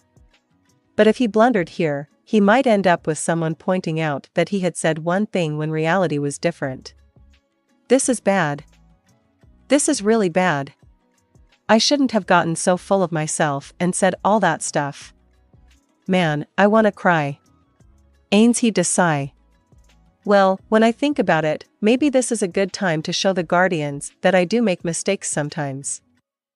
If I could gradually get the Guardians to see me not as some kind of amazing ruler, but as a decent, normal ruler, maybe I'd be freed from some of this stress. And then maybe the Guardians would keep an eye out for my errors and give me advice. He had heard dragons possessed sharp senses, so he made up an order as an excuse to send them away and then shifted to a location slightly removed from the Quaggoa. Gondo seemed sad that he had been left behind, but this time he would just have to bear it. Once it was only the three of them, Ainz swallowed hard. What he was about to do could ruin everything he'd worked so hard to accomplish so far. He was nervous about changing the status quo, as well as what might happen next. Despite his inability to feel fear, he was slightly scared. Even so, he mustered his courage. "I have a question for the two of you. Do you remember how I said there might be a being here strong enough to defeat the Death Knights?" The two of them exchanged glances with some recognition. "Yes, that's right. Apparently, it was my mistake. The dragon I killed might have been able to defeat the Death Knights, but aside from that, there doesn't seem to be anyone." "We know, Lord Ainz. You were teaching us a lesson. That you would take the blame for my inadequacy. I'm so grateful for your compassionate consideration, Lord Ainz." Strangely, the two of them were looking at him with reverent eyes. Shaltyr's were especially over the top. Her cheeks flushed red, and her eyes were moist. She was so emotional, it seemed like she would burst into tears if she didn't strain, keeping her lips tight. What did I say that was so worthy of respect? Ainz was confused. What was it that had tugged at their heartstrings? But what Shaltyr said. Would the right thing to do be to deny it? She did get some training on this trip. So I'll go along with it this time, Shaltyr. It would appear you saw through my plan, Shaltyr? My lord. The light in both guardians' eyes grew even brighter. He did wonder, but he felt it was best to say what he meant to say. But I do sometimes make mistakes and misread things. I want you to remember that in some corner of your minds. My lord. I hardly think you, our great ruler, could ever do such a thing, but I understand. Shaltyr had apparently reached her limit and began to sob, still keeping herself low to the ground. As she wept, enduring her pain, teary-eyed Aura placed a hand on her shoulder. It was a touching scene that displayed the friendship between them, but Ainz had no idea what was going on, so he escaped reality by wondering how Shaltyr could secrete bodily fluids like tears and drool when she was an undead. He was completely confused as to how things had reached this point. But he decided it was fine. Yep, the world is full of things we have to accept without understanding in order to avoid trouble, like explanations during addresses given by the company president. He got the sense he was shoving this particular issue off onto his future self, but he decided to be satisfied with the thought that in the future, he would be smarter. Ainz did the only thing his current self knew to do. He crouched down in front of Shaltyr and wiped her tears away like a parent would do for a child. At that instant, her eyes flooded anew. Lord Ainz. There. Don't cry, Shaltyr. I've said it before, but all your beauty will go to waste, you know? Would I useful to you? Yes, you did a magnificent job. I'd expect nothing less from my guardians. Lord Ainz. She clutched at his robe. It's about time to stop crying now, don't you think? Yes, Shaltyr looked up at him with her crinkled face. Thank you so much for being so merciful. Sure. Now, let's move on to the next order of business. We have lots to do. The Regency Council had been clamorous since the morning, but when the latest news came in, it fell silent. The dwarves couldn't decide whether to hang their heads or pull their hair out. Not a single one of them managed to maintain his composure. Someone finally murmured, "He's back." How? That was so fast. Did he really take back the capital? Are you complaining? How could you say such a thing about the monster, heir, great one who has returned after conquering the dragons that made our palace their lair? How brave you are. You're every bit as courageous as this legendary hero of a king. Please tell His Majesty, the King of Darkness, that we believe him wholeheartedly. The messenger reported that the king came back riding a dragon. Dragons were said to be proud due to their immense power. Thus, dominating a dragon was an astonishing feat, and the question of how he had managed it was deeply intriguing. Common sense might say that he coerced the creature to obey using magic, but anyone who knew the King of Darkness could imagine the possibility that he had frightened the dragon into submission with brute force. No, that was probably the more likely option. Surely he didn't need to use magic to subjugate the dragon. They could even imagine it bowing down after receiving a single glance from the king. The chief of the food industry heaved a sigh and looked around at everyone with a stony expression. So what are we going to do? We're out of time. His Majesty is already back. We need to go see him right away, which means we have to decide this now, about the chief of the smith shops. The chief of the smith shops had taken the ingot from the King of Darkness and fled the country. It went without saying that it was unforgivable to leave the country with an item from another nation's king who had requested an item be made from it. This incident would surely hound them into the future when they opened trade with other countries. This was a lethal wound to a country that was planning on doing major trade in the blacksmithing industry. Who would commission work from a country that was responsible for such a scandal? And it wasn't just any smith who had run off with the ingot. It was one of the leaders of the nation. In the worst case, it wouldn't be strange for people to think the country itself had masterminded the crime. Having envisioned what the future might bring, they launched a search and had also been discussing how to cope if they didn't find him. But no one had been able to come up with something that seemed like it would work, something that would earn the King of Darkness's forgiveness. I still just can't believe it. He wouldn't take the oar and run off like that, the chief of administration murmured, but it was a meaningless utterance in this room. The time that those words could have made an impression on someone was long past. The Supreme Commander looked coldly at him. Then, what are you saying happened? There's no question that the chief of the smith shops had it with him and now he's gone. We even have eyewitness testimony from people who saw him exit the city. You don't think the King of Darkness was controlling them?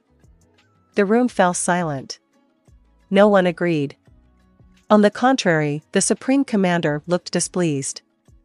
To say something like that about the person who retook our capital, a feat that was impossible for us, just because you don't want to admit that a friend and fellow dwarf committed a crime. Honestly, it makes you trash. Stop it, Commander. You know he's put the most effort into the search out of all of us, he's tired. I don't think this is an issue of shooting your mouth off out of exhaustion. Now, Commander, let's save unconstructive conversations like that for later. We have more important things to decide. Should we inform the King of Darkness right away? I don't think it would be a horrible idea to not tell him and buy time while we search some more. The chief of the Merchant Council shook his head. That's a bad move. It would look like we withheld information. Better to come clean and beg for forgiveness. In the first place, are we really going to find him? If he's unlucky, he could be in some monster's belly right about now. If we could at least get the ingot back, it would be fine. That idiot. It wasn't the sort of thing to say about a friend, but no one stopped him from disparaging the chief who had caused this huge issue. On the contrary, the Supreme Commander was even nodding in agreement. That he didn't take the dagger is the only silver lining. But still. If we apologize, will His Majesty forgive us? Not that we have any other choice, giving an honest explanation of what happened is more important than the apology itself. And then we just need to be prepared to accept whatever demands he might have. Everyone agreed. What do you think his demands are likely to be? The stolen ingot was a type of metal the dwarfs had never seen before, so it was difficult to properly appraise its value. That meant they couldn't suggest an amount to pay in compensation. If they proposed an amount that was too low, it wouldn't be strange for the king to be angry. Their only choice was to have the King of Darkness set the price. But they imagined that he would rather have something else besides money. They just didn't know what. I have no idea. Maybe the question should be how much we are willing to accept. Or rather, what would we turn down? Can we even? Seems impossible. This city may have historical value, but we don't have any national treasures with magical or physical powers. Back when an evil spirit trampled the capital, only one dwarf from the royal family survived. That last king, known as the Runecrafter King, took their most powerful magic item and left the country, so they had no national treasures to speak of.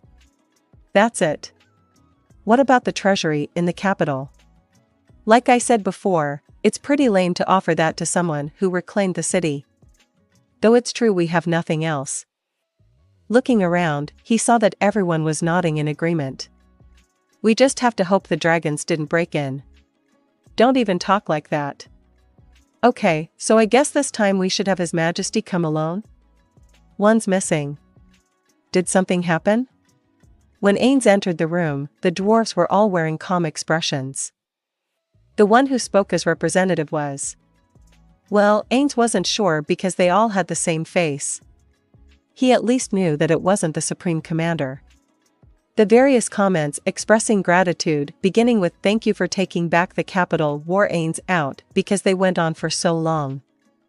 And just as he was starting to forget what had even been said during the earlier part of the speech, the commander's mood suddenly changed. "Now, we also have a profound apology to make, Your Majesty, King of Darkness. Your Majesty gave our colleague, the chief of the smith shops, an ingot, and he has run away with it. We're currently searching, but haven't been able to find him or the ingot thus far. You trusted us with the ingot, and this incident has resulted in a total breach of that trust. I don't know how we can apologize." All the dwarves bowed their heads. To be honest, Ainz had no idea what was going on. So first, he asked, why would he do that? They said he made off with the ingot, but was his idea to sell it to someone? Was it valuable enough to abandon a national leadership position in the Regency Council? For a moment, he wondered if a player was behind this. Maybe someone had infiltrated the Dwarf Kingdom. But a player probably wouldn't want an ingot like that so badly. Ainz hardly thought it was worth enough to even a low-level player that they would want to throw away their status. There was far greater merit in staying undercover as a leader in this country. I don't know. I really don't know. None of us has any idea why he would do something so outrageous. Then, here's the next question. What about the armor I ordered? The dwarves exchanged glances. No matter how much we apologize, it could never be enough. Though he left the dagger, he ran off with the ingot, so at present, we're unable to return it to you. We sent out a search party, so if we obtain it in the future, please allow us to return it then. And if it pleases you, we would like to give you a different suit of armor. Compared to the ingot you provided, it's inferior, but we did our absolute best. It's adamantite armor. We'd like to present you with 3 suits. And we'll enchant them as much as our powers allow. If you'd like shields as well, they'll be orichalcum, but we can make them. If he was the type to lodge complaints, he'd be having a fit right about now, but he didn't want to be like that. Certainly, losing the ingot was a pain, but is it really? It wasn't that rare, and I still have plenty of ore of that quality. And it could be that it can be mined in other areas and simply doesn't appear around here. In that case, having them make me a bunch of armor is a better deal. They even said they would enchant them. And if they find the ingot, they'll return it? Normally, you wouldn't ask for it back at that point, so this is a pretty sweet deal. There's not much that can be done if you don't have it. What you proposed in return is fine. Consult with Zenbel later and craft it to his specifications. The dwarves were visibly relieved. He wondered if he should have made things a bit more difficult for them. But if he got too stingy, his caliber as a king could come into question. More importantly, if he accepted everything they offered, perhaps word would spread that he was a broad-minded leader. Still, maybe I can ask for one more thing. There is one other thing I'd like to request. What might that be, Your Majesty, King of Darkness? The hardness in his voice must have been wariness. You don't have to be so on guard. It's not such a big deal. I'd just like your country's backing when I invite the runecrafters to my land. What would that entail? Would you, as a country, hold a ceremony to inform everyone that they'll be going to work in my country? I'm sure the runecrafters would appreciate it, too. The dwarves looked at one another and then nodded without quibbling. Great. Then, my country will handle the food to be served and whatnot to some extent. Since we'll be preparing for that, may I stay here for a little while? That's no problem, right? None of the dwarves objected. Ainz couldn't help but smile internally. This meant he wouldn't have to go back to Irantal for some time. He had expected it to take longer, but the negotiations and retaking of the capital had both happened so quickly that it was problematic. First, when Albedo returned, he wanted to tell her via message about the Empire's wish to be a vassal state and have her come up with a plan along with Demiurge when he went back for his regular check-in. If Ainz was there, too, that would be extremely bad, so he had been wanting a reason to not return. The other perfectly natural reason was that he wanted to deepen his friendship with the dwarves. There were 3 types of information he hoped to gather in this city. 1. Whether there were players around or not. At present, it seemed like not, but whether there had been a long time ago was unknown. 2. About runes and their history. He still didn't know enough. He had heard a lot from the rune crafters, but although runes had existed for quite some time, it was unclear who had introduced and spread them. One of the reasons for that was the chaos following the evil spirit attack, but Hajinmer's book didn't mention anything about it. Neither did any of the books in the treasury. 3. About their knowledge of blacksmithing and ore. He had already gained the rune crafters, so he could learn bit by bit from them. But there didn't seem to be any prismatic ore after all. In regards to number 2, he was hoping to have investigated more thoroughly when they went to the capital. That was why he wanted to build a stronger friendship with the dwarves. A long table was covered in a number of plates heaped with food. The warm dishes were giving off good smells that wafted over to Ainz. The undead Ainz Ooal Gown had no appetite, but the vestiges of Satoru Suzuki did. He felt both that he wanted to eat it and also curious about what the flavor would be like. This body really is a mixed bag. He could suppress the hunger, but the curiosity was harder to control, because it functioned normally despite him having an undead body and mind. If the food in front of him had been from Irantal or Nazarick, he might not have been as intrigued, but this was dwarven fare. The rune crafters would bring their families with them to the Nation of Darkness, and this food had been prepared by wives and mothers. Of course, the huge amount of ingredients, probably about 2,000 people's worth, was procured by Ainz, that was to say, Nazarick. Of course, he couldn't go using items willy-nilly, so he mainly limited himself to what he could obtain in Irantal.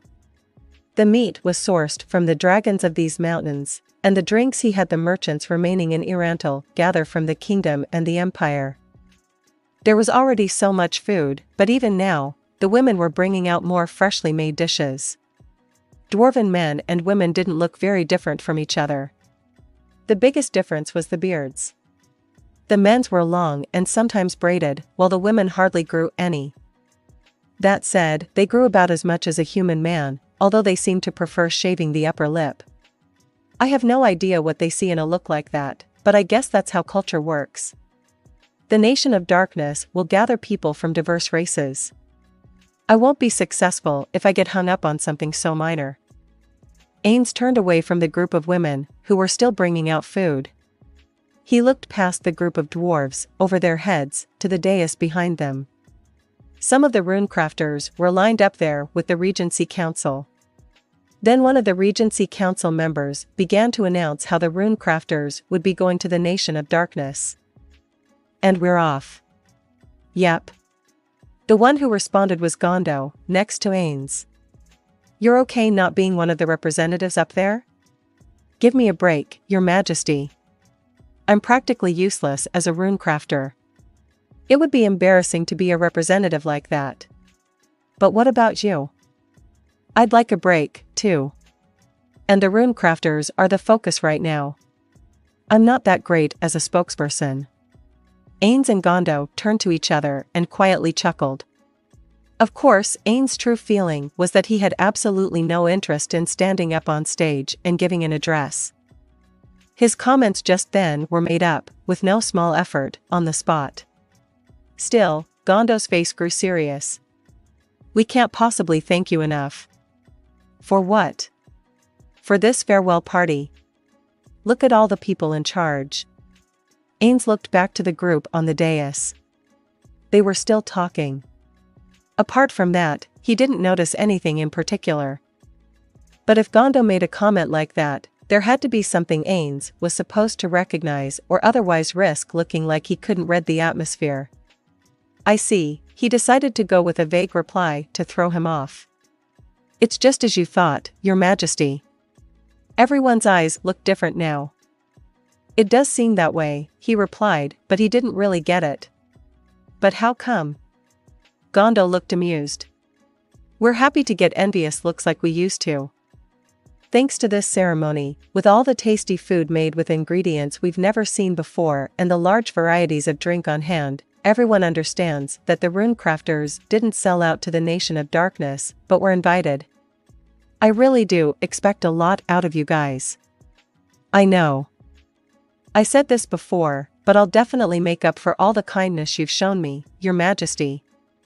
And the others feel the same. We're all truly grateful. Seems like it's about time, Your Majesty. Ainz took a full mug from Gondo. After raising it in time with the toast from those up on the dais, he handed it back to Gondo, since he couldn't drink. The dwarves immediately grew rowdy, as if they had been holding back. Many of them dashed for the buffet to pile their plates high with food. Then they scarfed down one item after another. What is this? It's insanely good. Did your wife really make it? Yep, with ingredients from His Majesty, the King of Darkness. It took some trial and error. It's tasty, but at my age, I think milder flavors agree with me better. That goes best with a drink, you know. Let's see. Who? This is fantastic. It's got the perfect amount of spice to it. It's because the drinks are good, too. I wonder if my wife could make something like this. I heard that soon we'll be getting food from the Nation of Darkness. Once that starts, you'll be able to eat this whenever you like. I'd rather have the alcohol. This is from the Nation of Darkness, too, right? I'd better save up some money. Everyone was shouting excitedly as they ate. There was also a conversation like this, I envy the runecrafters. They'll probably get to eat like this all the time. These ingredients are probably pretty expensive, don't you think? Supposedly not. It's like how vegetables and whatnot are cheaper in the human countries. I heard it's the same in the Nation of Darkness. Then, that does make me envious. And I've only had a bit so far, but the Nation of Darkness has excellent drinks, too. Right. That one we only got a single sip of, that was tasty. But the stuff made with grapes was pretty good, too, though it's a bit strong for me. I wonder if we have any excuse to go to the Nation of Darkness. I heard there are plans in the works to allow citizens to come and go between the two countries. Sheesh. I realize it's only fairly high-ranking people who have come over, but shouldn't they be a bit more careful about leaking info like that? They'll make a big announcement. It sounds like there are a lot of different things happening with this country. For example, I heard they recaptured the capital. Yeah, apparently, they subjugated the dragons roosting there. The Nation of Darkness is quite a country. Ainz listened to everyone chatting. Rather than brown-nosing because Ainz was present, it seemed they genuinely had good impressions of the Nation of Darkness. The two countries would probably be able to get along. Ainz turned to Gondo with a satisfied smile. Gondo, you should go talk to everyone. You probably won't be back for a while. Right. Maybe I'll go talk to people from the mines. He was eyeing a cranky-looking dwarf. What will you do, Your Majesty? A messenger has come from my country, so I'm going to talk with them for a little while. I'll see you later. Ainz raised a hand casually and then walked away. He had been standing in the corner of the large hall, but now he left and went to the waiting room. In the rather luxurious space furnished with a table, chairs, and a closet, among other things, was Demiurge. Sorry to have you come all this way. Not at all. Wherever you are, Lord Ainz, is where we should go. Ainz crossed the room and took a seat in one of the chairs. Then he instructed Demiurge to sit as well. I took a look at the document. Sorry, I troubled you to write it all down, because I was out working here. The document was something Demiurge had written describing his preparations in the Sacred Kingdom and what would happen next. Ainz was worried that if he had received a verbal explanation, he would have screwed up somehow and revealed what a poser he was, hence this desperate tactic. Still, I'm impressed, Demiurge. All I can say is that you've done a magnificent job. Thank you, Lord Ainz. Demiurge bowed deeply. But I'm still nowhere near your skill. You split the dwarves with a giant wedge. The only things Ainz could think of that might be a giant wedge would be retaking the capital or extending his invitation to the rune crafters. But was that really what happened? So you've already figured it out, Demiurge? Do you think the dwarfs will notice? They'll probably notice, but I think it's already out of their hands. Why isn't a third party present? Then I could use my usual trick, he thought, and when he looked over, Demiurge was wearing a faint smile. What's so funny? Ainz was utterly out of his depth, so Demiurge's quiet grin pained him. Albedo's similar smile was equally frightening. When he thought that the royal act he'd kept up all this time might become transparent, the heart he didn't even have seemed to pound hard. If they do notice, what do you think we should do? I doubt you need to worry about it. All you did was offer food for the rune crafters' farewell party, so if anyone says something, you can just laugh it off. I wonder what he's talking about. Then, I guess that's fine. Having failed to lead the conversation where he was aiming, Ainz put a stop to that topic. It was too dangerous to pursue things too far with someone so intelligent. And what about the Empire becoming a vassal state? Yes, I met with Albedo and we drafted an idea. All that's left is for you to read it and give us your thoughts. If Albedo and Demiurge came up with it, there's no need for me to do anything, was what he thought, but he said, are you giving them carrots? Will they be a test case nearby countries can reference to see how well people are living in a nation of darkness vassal state? I believe so. Good, said Ainz in his head. Then, he didn't even have to look at it to give the okay. Still, I'm just so impressed, Lord Ainz, by both this matter with the dwarves and the Empire as well. The extent of what you can achieve is difficult to fathom. No, that's not true. You could easily do as much, Demiurge. Demiurge showed a rare expression for him, a wince, and shook his head. Now, that is not true, my lord. How far ahead, how many years, have you planned out the future of the nation of darkness? There was no way Ainz could say he didn't even know what would happen tomorrow. Ainz tried to think what would make him sound most like a ruler. Just then, the name of a guild from Yggdrasil popped into his head. The Thousand-Year Kingdom. They probably called it that out of the wish that their nation would go on for 1,000 years. From there, some memories came back to him. For some reason, their guild crest was a crane. When he asked Yumeko why, she said it was probably from the saying about how cranes live 1,000 years. And tortoises live 10,000 years. Having let it slip out without thinking, he furrowed his non-existent brow. The scale there was a bit too enormous. He quickly turned to Demiurge to correct himself, but saw that it was already too late. Really? That grand a scale? Demiurge goggled, revealing his gem-like eyes. Oh shit. So then, is the reason you're trying to spread the use of undead not to plant latent forces that could instantly become a military force loyal to you at a snap of your fingers, but to make the whole world dependent on you? If you're taking such a long view, that must be it. Truly formidable, my lord. Ainz had no idea what Demiurge had just said, but there was only one way for him to respond. I'd expect no less from you, Demiurge.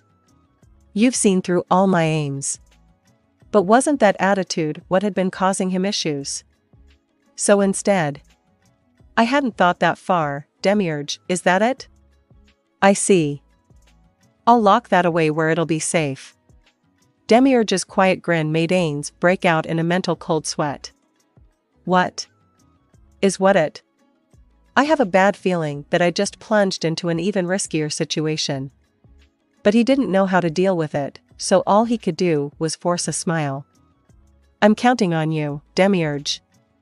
Understood, Lord Ainz. And Demiurge responded with a nice smile Ainz had never seen before.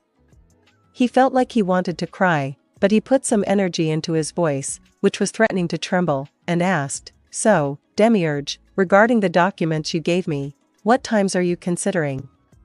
I'll start in the fall and ask for you sometime around winter. There's no issue with the start time, but depending on when they move, your part could shift slightly earlier or later, even if I guide them. Well, you'll be in charge. I'll operate with full faith in your plan. Thank you, Lord Ainz. Now, about the Empire, let's talk about that when I get back. First, can you send over the draft? Understood. Then, I'll be looking forward to the event you're ringleading. End of the 5th chapter. If you like my content, join me on Patreon, where you can find more and exclusive novels. Also, you can leave a donation by clicking the Super Thanks button. Thank you very much for your support. Epilogue. When Henry woke up, she got out of bed quietly so as not to disturb her sleeping husband. When the still cold air hit her, she suppressed the urge to dive back under the covers where the warmth from two bodies had made it so cozy. The bed creaked, but perhaps her husband of some 6 months was tired. He remained fast asleep like a puppet with its strings cut. Henry was in charge of their routine, so he was keeping more regular hours than he ever had. Was this deep sleep just the way he usually slept then? He wasn't always like this. She didn't think he had slept so soundly when they first married. Maybe he was nervous? But that would mean now he's used to it, so that's a good thing. Henry stretched with a little. Her bare breasts swayed. She blushed slightly and looked around for the clothes she had stripped off. Even if it was only her and her husband in this house, she felt indecent. If her little sister, Nemu, had been there, she never could have walked around like this, but Nemu wasn't currently staying here, at the Emmett family house, but at the Balar family house. Henry's grandmother-in-law, Lizzie, had said Nemu mustn't disturb the newlyweds, and they had also decided that one or the other of the houses needed to be remodeled. Though it had been about 2 years since they lost their parents, Nemu still hated to leave her sister's side at night. The fact that she agreed meant she must have inferred something on her own. Living on a farm, she would commonly see animals do that sort of thing. Maybe she had heard about what the young couples did deep in the bushes when they slipped out of the ring of the harvest festival dances. She probably had some vague idea that married couples did something at night. But Henry hadn't explained the details, because she didn't have any recollection of knowing them when she was Nemu's age. Still, before long, she would have to teach her. Knowledge could be a poison or a medicine. Lupus Regina would probably say something really weird. Most everyone in the village loved and respected the aide of this country's ruler, who sometimes came to visit. Henry was no exception. But she couldn't approve of every aspect of her personality. Having known her for so long, she had realized that Lupus Regina was the type who would commit a crime for fun, or rather, the type who would laugh if she saw someone get trapped in a pitfall. She got the sense that unless she explicitly asked Lupus Regina to tell her something, she wouldn't be informed until it was absolutely critical. Meanwhile, she felt like she had to head off Lupus Regina before Nemu asked her anything. Henry hadn't forgotten that Lupus Regina told her she would teach her adult matters anytime. Having made up her mind to catch Lupus Regina at the earliest opportunity, Henry scooped her clothes off the floor and threw them on. Then she went into the kitchen and turned on the faucet. She gathered in a small vessel the water that poured out. Timing it right with the water reaching the top, she turned the handle the other way, and the flow stopped. Her morning work used to begin with a visit to the well. But now she could get fresh water from this magic item, and the temperature was always the same no matter if the weather outside was hot or cold. She had heard that this item, a faucet of spring water, could produce up to 200 liters of water per day. Supposedly, a wise foreigner came up with the shape and everything. Apparently, these weren't rare in big cities. She had even heard that in certain times and places, a huge version of it was used as the water supply for an entire town. Ainz wiped herself down with a damp towel. Even if the water temperature remained stable, if the air was cold, the warmth that seeped from her wet skin was significant. But Ainz simply put up with it as she ran the towel over her various body parts. She had washed up before bed, but she was doing it again. As long as she didn't forget the time Lupus Regina had come up to her sniffing loudly and grinning, she would never let her guard down. Magic items sure are great, though. She had thought the same thing any number of times. Currently, there were quite a large number of people living in the village of Karn. Over 90% of them were the goblins Ainz had summoned, but at first, the village didn't have the infrastructure to support them all. Problem 1 was housing. The goblins solved that issue by cutting down trees in the Tove woodlands and building simple accommodations. But there was nothing they could do about food and water shortages. First, they thought the village could take advantage of the forest's bounty, but they couldn't gather enough food to support the goblins' lifestyle. Eventually, they had asked Lupus Regina for help and gotten food aid. It was only a loan, so in the future, they would have to repay it, thankfully, not in blood. Then, there was the water issue. In the old days, there weren't that many people, so the little well had been plenty, but the population increased so much that they had to put people on well duty and draw water all day long. That still wasn't enough, though, so they were forced to dig another well a fair distance away. If they dug nearby, they would simply be drawing from the same source, and there was no guarantee that it wouldn't run dry. That issue was solved by the dwarves who moved to the village. They had arrived in the middle of summer, and now it was nearly spring. I wonder if they're working on a new magic item now. Up until 2 months ago, there had been bright flashes of light and explosions, but now it was peaceful. Sometimes they had outdoor drinking parties, which were noisy, but that was the extent of it. The dwarves now provided an indispensable contribution to the village's livelihood. Originally, there were no blacksmiths in Ainz's village, so they either had to buy items in town or request the services of the rare traveling smithy. In the goblin army she summoned the second time around, there was one blacksmith, but he had a hard time doing all the necessary work on his own. Then the dwarves showed up and took on the brunt of the smithing jobs. More than anything, it was great that the humans of Karn felt some loyalty equivalent toward His Majesty the King of Darkness. The great caster, His Majesty the King of Darkness, had saved the village a number of times. That was why they felt they were indebted to him. If anyone in this village insulted the king, a person would no doubt punch their lights out. And the dwarves seemed indebted to him as well. Whenever they drank, they said things like, "That ceremony gave us back our self-respect, did you see the jealous looks on their faces?" And yeah, when they drank that stuff. And while Ainz didn't know what any of it meant, she could tell it was said with gratitude to His Majesty the King of Darkness. That was why the villagers accepted the dwarves so readily. Having finished up, Ainz straightened out her clothes. There was still no sign of her husband waking up. "I'll finish the cleaning before then."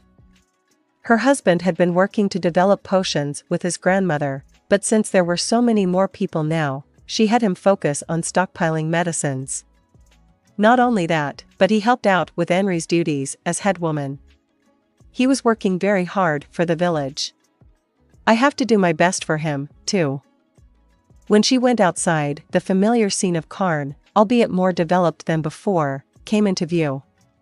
It was actually bigger than what could technically be called a village, because of all the summoned goblins' houses. Now, then. Ainz balled up her fists. To prepare food, first she had to go to the storehouse and gather ingredients. "Good morning, General." A goblin dressed in black slipped out from the shadows. This was something Ainz saw every morning, so she wasn't startled at all. "Good morning. Nice weather today." "You're exactly right, General." According to the goblin weather forecaster, it'll be clear skies all day. Is that so? Henry didn't even react to the nickname general anymore. She had told them countless times she was no general but couldn't convince them, so she had accepted that head of the village and general were basically the same thing. Incidentally, there was a unit called the Goblin Rear Support Squad made up of goblins with rare classes. The Goblin Weather Forecaster was one of those, but there were 12 classes in all, including Goblin Strategist and Goblin Blacksmith. General, it looks like your escort has arrived. I'll be taking my leave, then. The goblin in all black faded back into the shadows, and in his place, the usual red-cap goblin appeared beside Henry. Personally, Henry didn't like the red-cap goblins much, because of their sinister faces. Frankly, they were quite scary. Juggymew used to go with her, but he was now a senior commander leading the huge goblin population, so he couldn't stay with Henry anymore. Really, a silver-armored goblin was supposed to escort her in that case, but circumstances were such that she got a red-cap goblin instead. Really, I don't even need a bodyguard, though. She hardly thought anyone could sneak past all the goblins to the center of the village. But she couldn't disregard their concern for her either. Henry went, accompanied by the red cap, to the food storehouse adjacent to her place. She opened the door, and inside, barrels and pots were crowded on the floor, while the shelves were lined with bottles and jars. The back was a mountain of wheat sacks, and dried meat and herbs hung from the rafters like willow branches. The reason they had so much food was because the goblins put their all into cultivating the land. There were fields all around the village for miles. It would still be difficult to repay the food they borrowed, but this year they had harvested enough that they could feed everyone without borrowing more. They had also captured some chicken-like magical beasts and were trying to breed them. If everything went well, they would be able to repay their food debt in a few years. Having selected the ingredients she needed for the day's meals, Henry went back outside. She could see a huge wall out of the corner of her eye. Despite it being inside the village, the dwarf's workshop was protected by a wall made of something that wasn't wood. And the Death Knights, who had trampled the enemies that once attacked Karn, stood guard around it. That wall had been built by the ruler of the country, the village's savior, Ainz Ooal Gown, King of Darkness, himself. This is so that if one of the dwarf's experiments happens to fail, the damage will be kept to a minimum, he had said. She wondered why they hadn't built it outside the village, but there was no way she could ask something like that to someone so great who had helped them so much. I wonder what kind of items the dwarves are making in their workshop. Shall I find out? No, I said this before, definitely do not. She couldn't get the dwarves to tell her what they were making, but it wasn't anything that would harm the village, so she let it go. The goblins suggested collecting intelligence secretly, but she had rejected that idea in the same way she shut down this one. Ainz Ooal Gown had come in person to say he wanted them to accept the dwarves. He had told her then that their research was top secret. He may have been a life-hating undead, but he was a caster who had saved the village more than once, so she trusted him more than anyone among the living. Then the red-capped goblin slipped in front of Henry. There was only one reason he would do that. When Henry looked over, a familiar pretty lady was standing there surrounded by 4 redcaps. Hiya, how you doin'? Good morning, Lupus Regina. Ever since Lupus Regina and these goblins first met, things had been this way. There weren't even that many redcap goblins, but there were always a few gathered around her. And they were equipped with weapons they didn't usually carry. Henry heard there were others besides redcaps keeping watch, but she had never spotted any. Still, at that point, she realized that the redcaps, no, the goblins in general, were on guard against Lupus Regina. But though she was a mystery, Lupus Regina was subordinate to the one whose statue graced the center of the village, so Henry couldn't imagine that she would harm them. She had even saved her and Firia's lives before. Really, Henry was worried the goblins might upset her. Though she tried talking to the goblin strategist, he said only that they would try to be careful, and she hadn't seen any noticeable change. The one saving grace was that when she had mentioned it to Lupus Regina, she replied that it didn't bother her. They dash right over the moment I get here. It's such a drag. Haven't you realized that if you show up on that thing, we'll be on guard? It was one of the redcaps surrounding Lupus Regina who answered. Even Henry could sense the caution in his low voice. Henry spoke up, realizing nothing good would come of things continuing as they were. How did you come here anyway? Flat Vamp Air, Flight Fraudert 05. Flat Vamp. Yeah, what I call the one who handles all external transport. Flat Vamp Air? Yep, that's about right.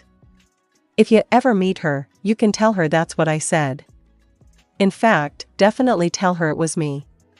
If you don't, there's no tellin' what'll happen. Henry looked perplexed in spite of herself, and Lupus Regina responded with a smile. This version of you is a good one, too. You're really my fave, her eyes crinkled. I mean it. Her red tongue appeared between her parted lips to lick them. It wasn't alluring. But Henry did get a chill up her spine. At that instant, the red-capped goblin standing by leaped into action. He pulled her back while simultaneously filling the space between Lupus Regina and her. In that extremely tense atmosphere, Lupus Regina shrugged while wearing a rare serious expression. I'm not gonna do anything. Would you relax? But if you can't believe me and would rather fight, then you guys can start. That way I don't have to hold back or nothing. The red-capped goblin lowered his eyes and went back to his original position. Anyhow. By the way, Frauder is short for Frost Dragon. Frost Dragon?